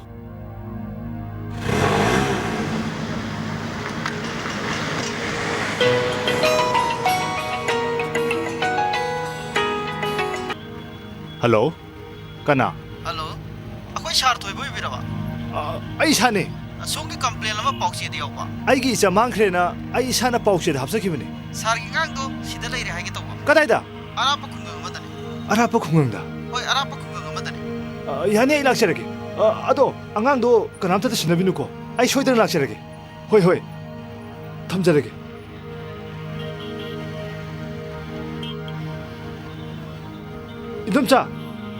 ꯏꯟꯗꯣꯝꯆꯥ ꯑꯉꯥꯡ ꯂꯩꯔꯦ ꯍꯣꯏ ꯑꯗꯣ ꯏꯟꯗꯣꯝꯆꯥ ꯑꯩꯒꯤ ꯏꯆꯥꯅꯨꯄꯤꯗꯨꯒꯤ ꯑꯄꯣꯛꯄ ꯃꯄꯥꯗꯨꯁꯨ ꯄꯥꯎ ꯑꯝꯇ ꯍꯥꯏꯕꯤꯈꯣ ꯑꯩ ꯁꯣꯏꯗꯅ ꯂꯥꯛꯆꯔꯒꯦ ꯏꯟꯗꯣꯝꯆꯥ ꯑꯗꯨ ꯑꯪꯀꯜꯒꯤ ꯃꯥꯕꯣꯛꯒ ꯊꯦꯡꯅꯅꯤ ꯍꯥꯏꯕꯗꯣ ꯀꯌꯥꯝ ꯋꯥꯠꯂꯤꯒꯦꯕ ꯌꯧꯗꯣꯔꯦ ꯇꯨ ꯑꯗꯣ ꯑꯪꯀꯜ ꯃꯥꯕꯣꯛꯇꯨꯅ ꯑꯩꯕꯨ ꯂꯨꯅ ꯇꯧꯕꯤꯒꯗ꯭ꯔꯥ ꯇꯧꯅꯤ ꯃꯕꯨꯛ ꯌꯥꯝ ꯐꯕꯅꯦ ꯅꯪꯕꯨ ꯁꯣꯏꯗꯅ ꯂꯨꯅ ꯇꯧꯒꯅꯤ ꯑꯕꯦꯝ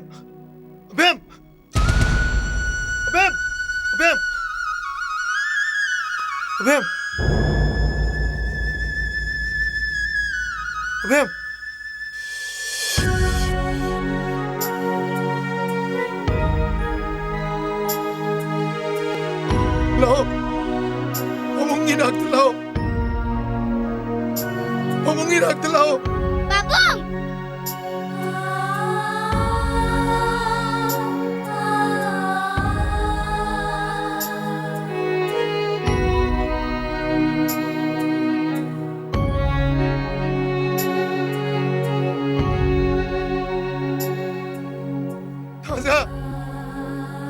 타자 넌기나 자시다 레레 넌무 가다이들 레이버게 타자 넌무 가다이들 레이버게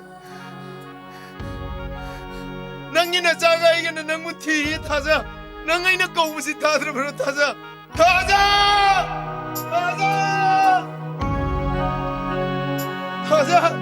넌무 가다이들 레이버게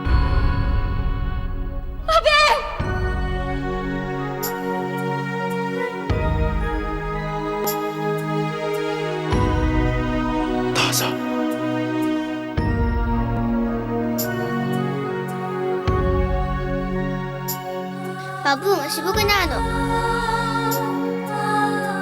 Nang po ko mamana. Ito, mamana nang po ko. Mamay marakti sama. Ima! Abeng! Ima!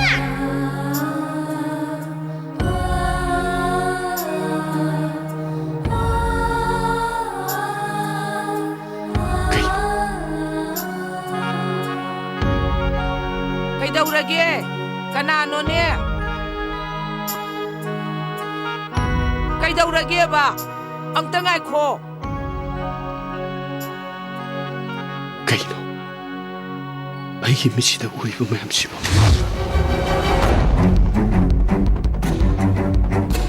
Bim! Imangi Bima! Imangi Bima! Bim! Ima la elao! Ima la elao! Mama la elao! Lao! Bim! Mama la elao! Lao!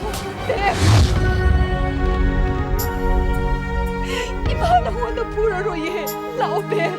Lao. Mama be. Ima.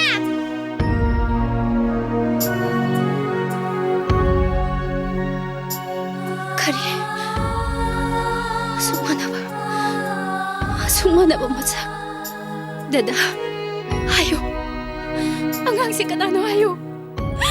Angang si kanano hayo.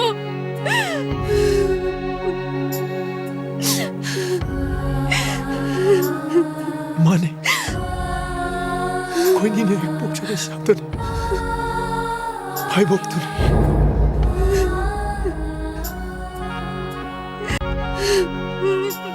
नंगी नराई बख्शे तो ठीक है देखो Mama na namuna amuha na ngagaroye. Mama na namupuro be. Pabungi be. Ano mama, ang sound no ba? Babong yung sound no ba? 이자다 빠붕네 까리기 서우되노 이자기도 빠붕네 일시디 Ano babong? Ima. Dagi mabukse. Ay wait po paseng bo mama ni haye. Ay mabuk yung nagtalay dyan horage ba? Ibang ibig magkaino na nangyari mo. Nang buhing po pa mamani ay se. Imaga pabunga, ako'y punasala sila obe. Lao, imaga pabunga na, ako'y punasala sila obe. Mama, babu, ay horage ba? Beb, Ay horage ba? Ay horage ba ni? Beb! Mabu! Beb! Ima!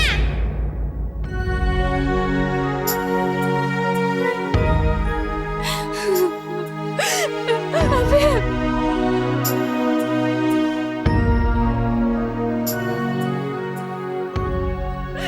Ibang inagdala ko, Beb. Beb! 도이 가네로 юм도 짜치라 아뽀고 마음 빠기만 할때 누가 이러면 이러시노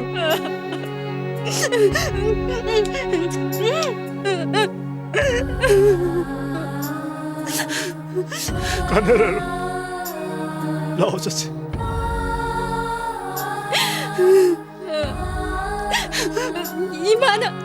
Imana ijabusok tatanuoro ye. Hayo mabu, nang gue ingin sih ibu membara. Mane, nangse imana hek bukjabane.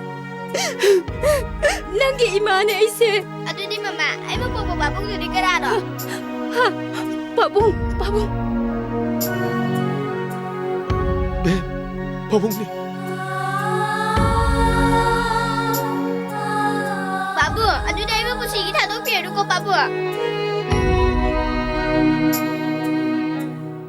Tu, ibien kau.